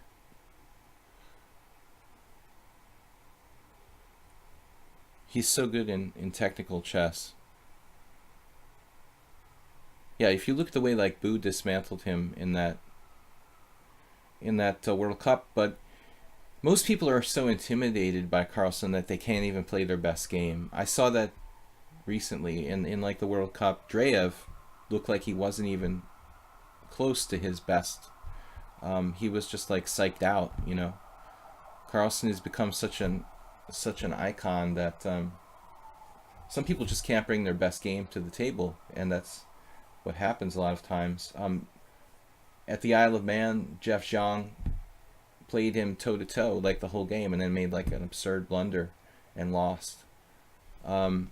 He shouldn't have lost. I mean, I don't think if that was a regular player, Zhang would have lost probably, but he got like a little bit, you know, he played a little more passively maybe than he might normally or something. Okay, so this was the line. This is not the line I was talking about. This is a little different. We're trying to grab this pawn. Trying to grab the pawn on g7 and make sure our pieces are active. One of the first things I did was I didn't want to play f4 because it blocks my bishop on c1. So I'm trying to play a more dynamic style of game where my pieces have open lines. King f8 now, and that's the problem. So I guess we've got to protect the pawn. We can play bishop b2, not my favorite diagonal. Bishop f4, also not my favorite diagonal. So this is awkward. Queen f4. He's got queen b8 sometimes.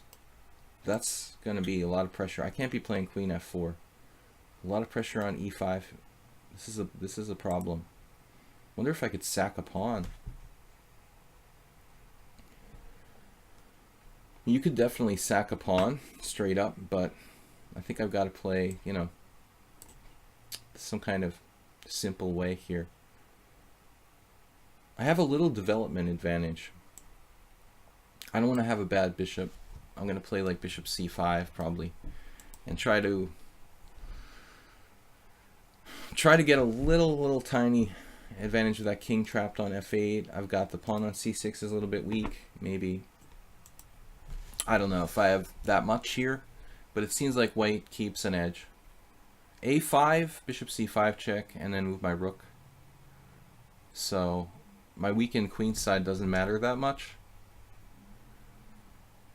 His king position matters. You know, I think that's going to matter for a long time. He'll never really be able to fully justify that.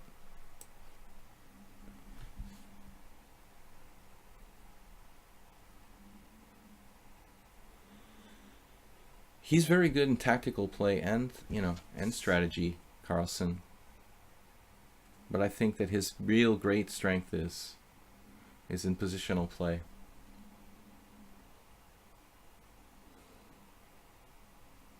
Wow, bishop b6 is an excellent move. Should I play like bishop d6, bishop c7? Should I take his knight? I don't know. Takes pressure off of bishop d6, bishop c7 would increase his pressure on I could play queen d4 actually, but it doesn't give me much. You know, Skinner is really fast here today.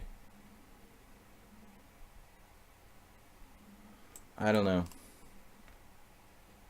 I'm not sure this is even a good move. I mean, maybe I should just take on e7, save myself a tempo.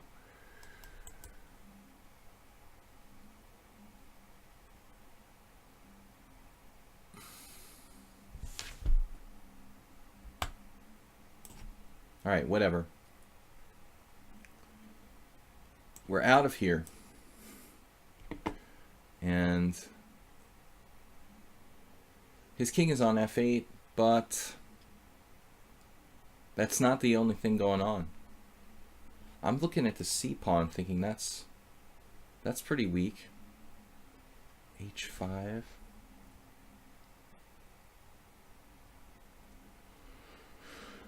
Okay.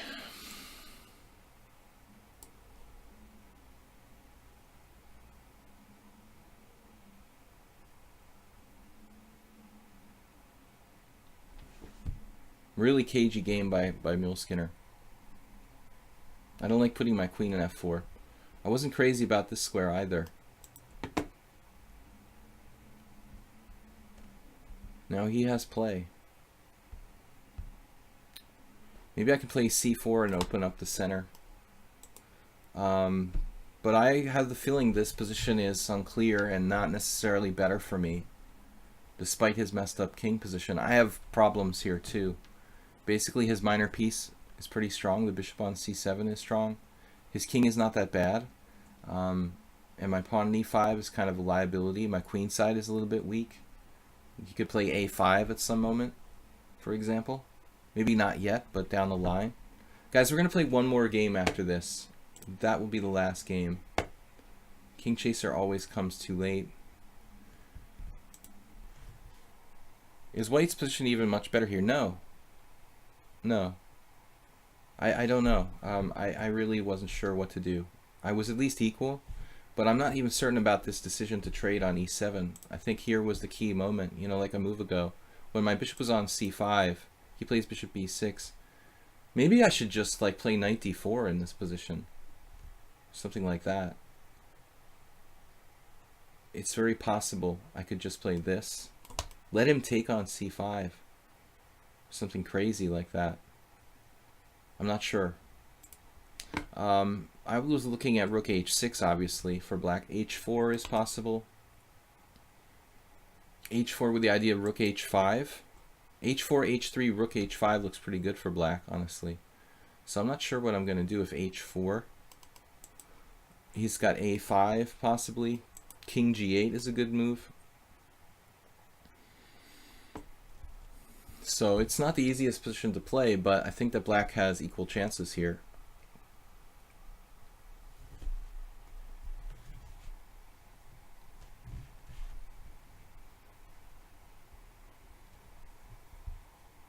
Four-player chess. Collusion. Oh, God. Okay, now, you know, now there's the possibility of rook g6, but I can always play h3 to keep him off of g4. So I don't think that rook, you know, rook there is as strong as I don't think rook h6 is as strong as h4 is what I'm trying to say.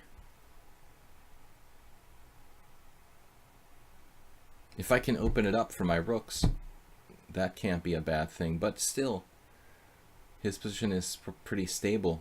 Even if I play cd, cd, rook c1, everything is protected. I have no way through. Even if you gave me a couple moves in a row, you know, as you can see, this is not allowed. If you gave me a couple moves in a row, what would I do? You know, it's not that easy to break through.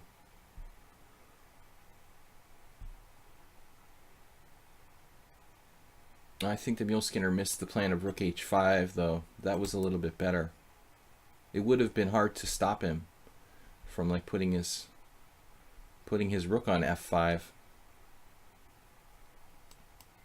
But again, still I'm not that convinced here. Maybe I can melt down his center with rook d1 and b5.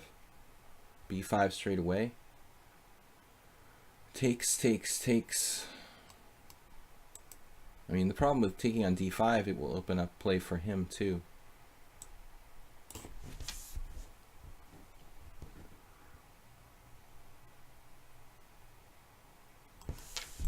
Rather than taking on d5, I'm going to wait and keep my options open to play either b5 or... Alright, now... Take, take, take. I can take on d5.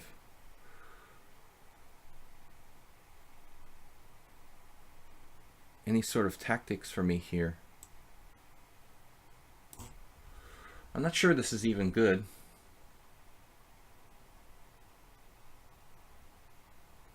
We can argue that black is opening the position up, though, with less development, which usually is dangerous.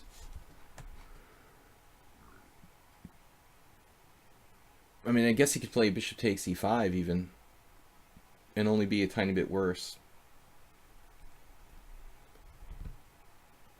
Now I've got pawn takes f6, but I missed Bishop takes f4.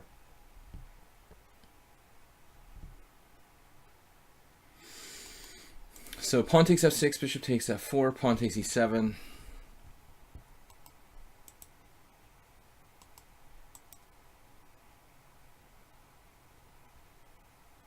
It's not that clear.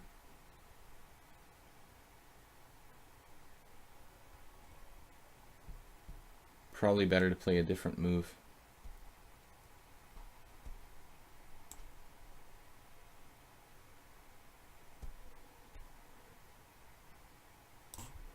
At least here my rook won't be hanging on c1.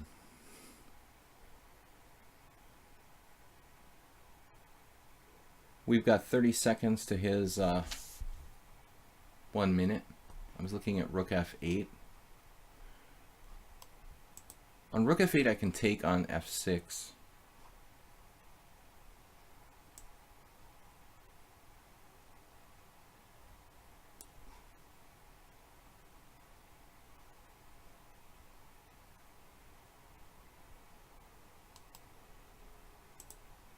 We're hitting c7 twice. So my rook is actually in a fairly useful position here.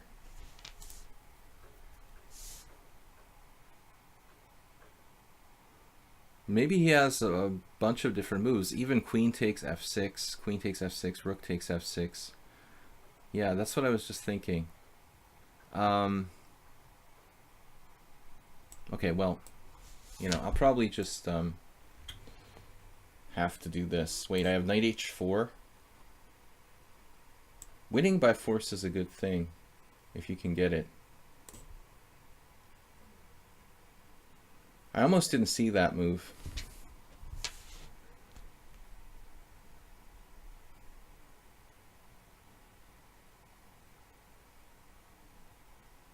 Knight on the side of the board.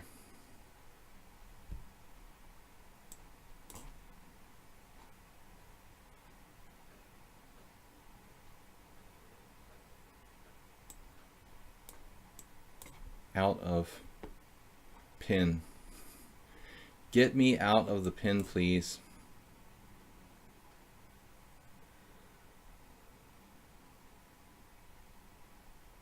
Okay, it's a technical position. I should be winning, but it's not that easy. I should play a4.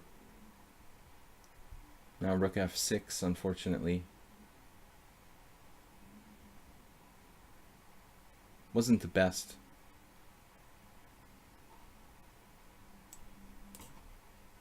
Wasn't the best move order by me. He has bishop e3. I can play f5 though. Now e5.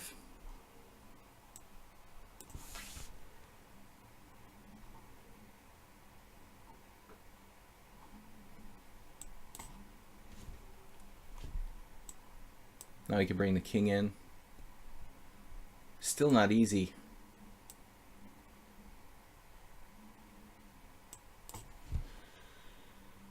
Getting a little out of control here.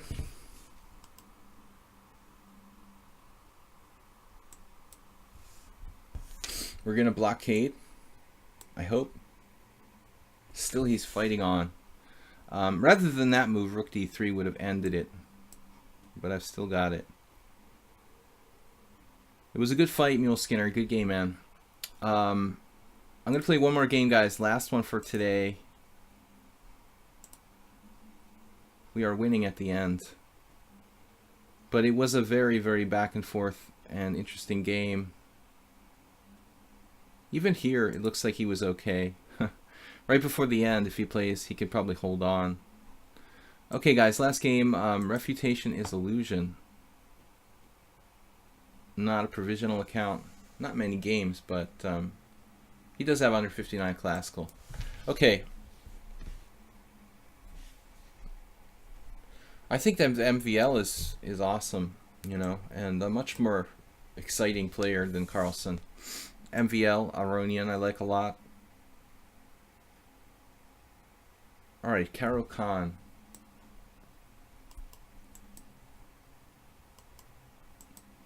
It was a great final in the, not final, but great match in the World Cup between, I think there's going to be a lot of games between Paschall, Legrave, and this is not a good move. Black is basically just losing a pawn here. Paschall, Legrave, and Aronian will be meeting a lot in the future. And all right, you can have a take back. Take your time. You got 7 minutes. I've seen already a number of great games between those two. But Carlsen could even adapt and change if he loses the World Championship or something. You know, who knows? He's young enough, he could even change his style to be more aggressive if he needs to down the line. I mean, my thinking is that if he barely beats Karyakin, I mean, he's going to have trouble against a top player like Aronian.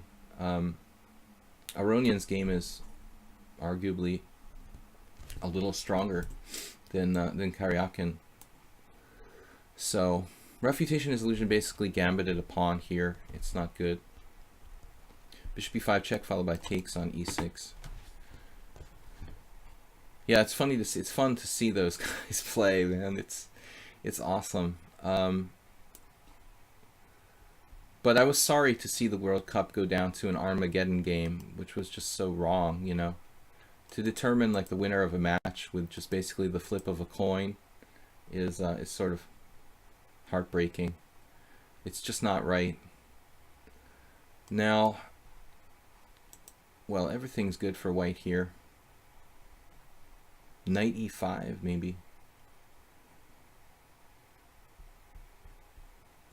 Well, developing a piece never hurts. But this should be winning. Basically clear pawn up plus more advantage because of my pawn structure and superior development. Something like 1.5 better for white. Jabava is, yeah, Jabava and Rapport, they like to have fun and play ridiculous stuff. Endgame land. We are pawn up, we've got a better structure, and the black king is not safe in the middle of the board. It is good to centralize the king in the endgame in general, but here there's an open file and a half open file. I don't think the black king is going to be very safe in this position, whereas it might be in some endgames.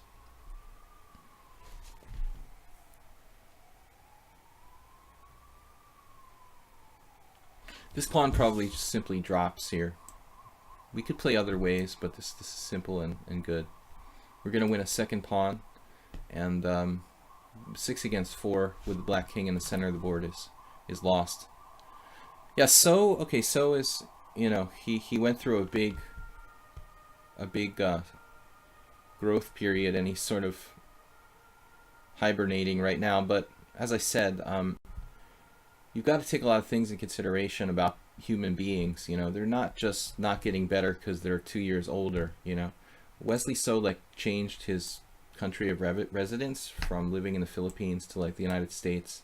That's a really big thing, you know, and maybe in his life there's a lot of things going on. So it depends. Like the more stable your personal life, the easier it is to concentrate on chess. I think that So probably has a lot going on.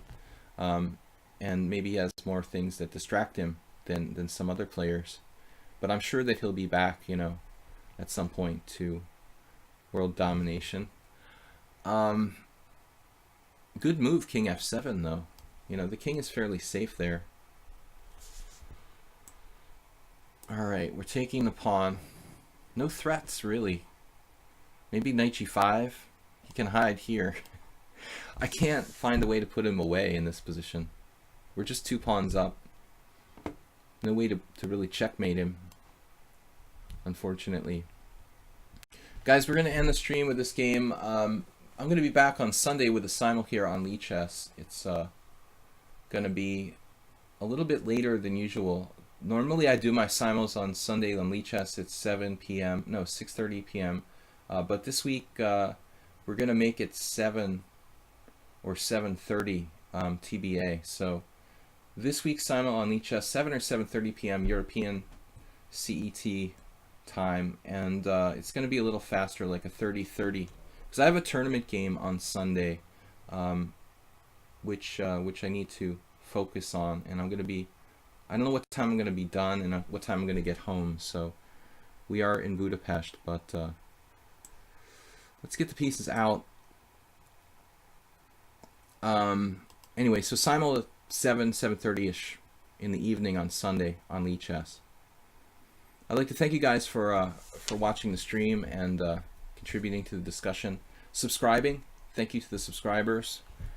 We'll be back on Sunday. Yeah, we got a lot of ambulances. They're not cops. There's like an ambulance every 2 minutes. It's very...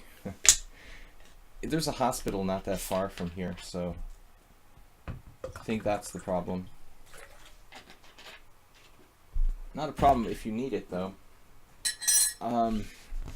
What are we doing? Okay. Tactics are not obvious here. He's threatening to take my knight away. I'm not really happy about that. Man, why are you taking my knight away? Want to eat my knight. Not friendly. Bishop takes f6, king takes f6. I guess I'll just have to retreat my knight, but it's sort of sorry.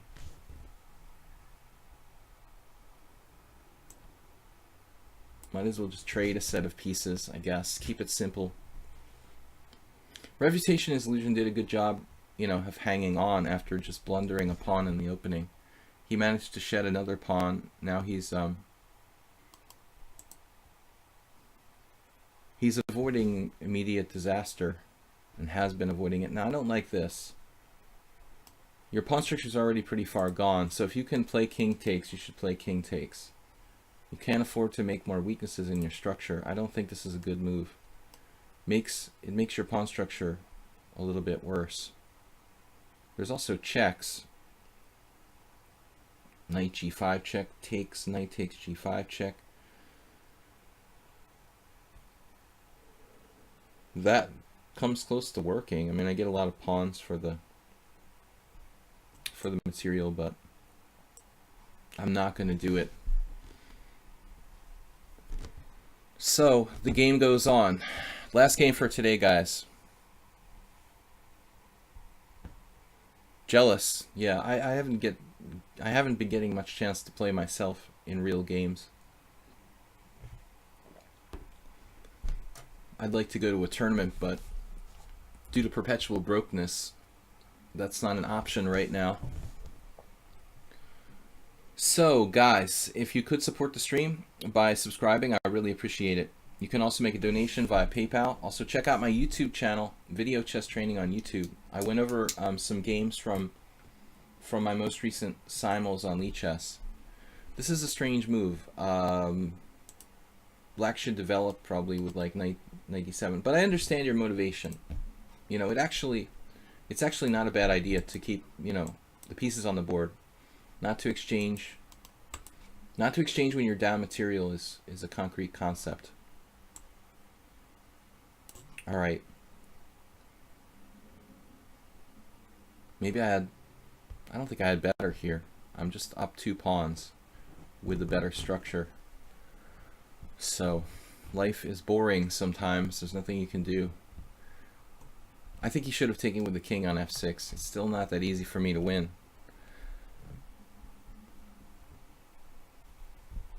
We will be back on Sunday. 30-30 simul, 25 players, 7-ish on Sunday, European time, 7 p.m.-ish. Maybe as late as 7:30. It depends on when I get back. So 25 players, guys. 30-30. It should take about 2 hours for the simul. Okay, now I can play knight c6 and mess up his structure. But he's got bishop takes h2 check. Alright, so we have to play this. And then knight d6 check. And then fortunately, after bishop takes, rook takes, knight e5, I have knight takes e5 check. So even when I'm 2 pawns down, I'm thinking about, you know, pawn structure. It's important. I like to think, you know, kind of holistically about the position.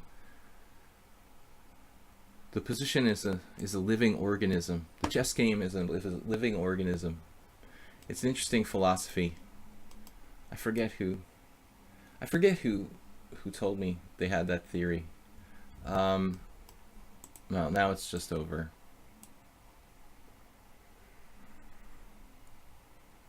So you have to take.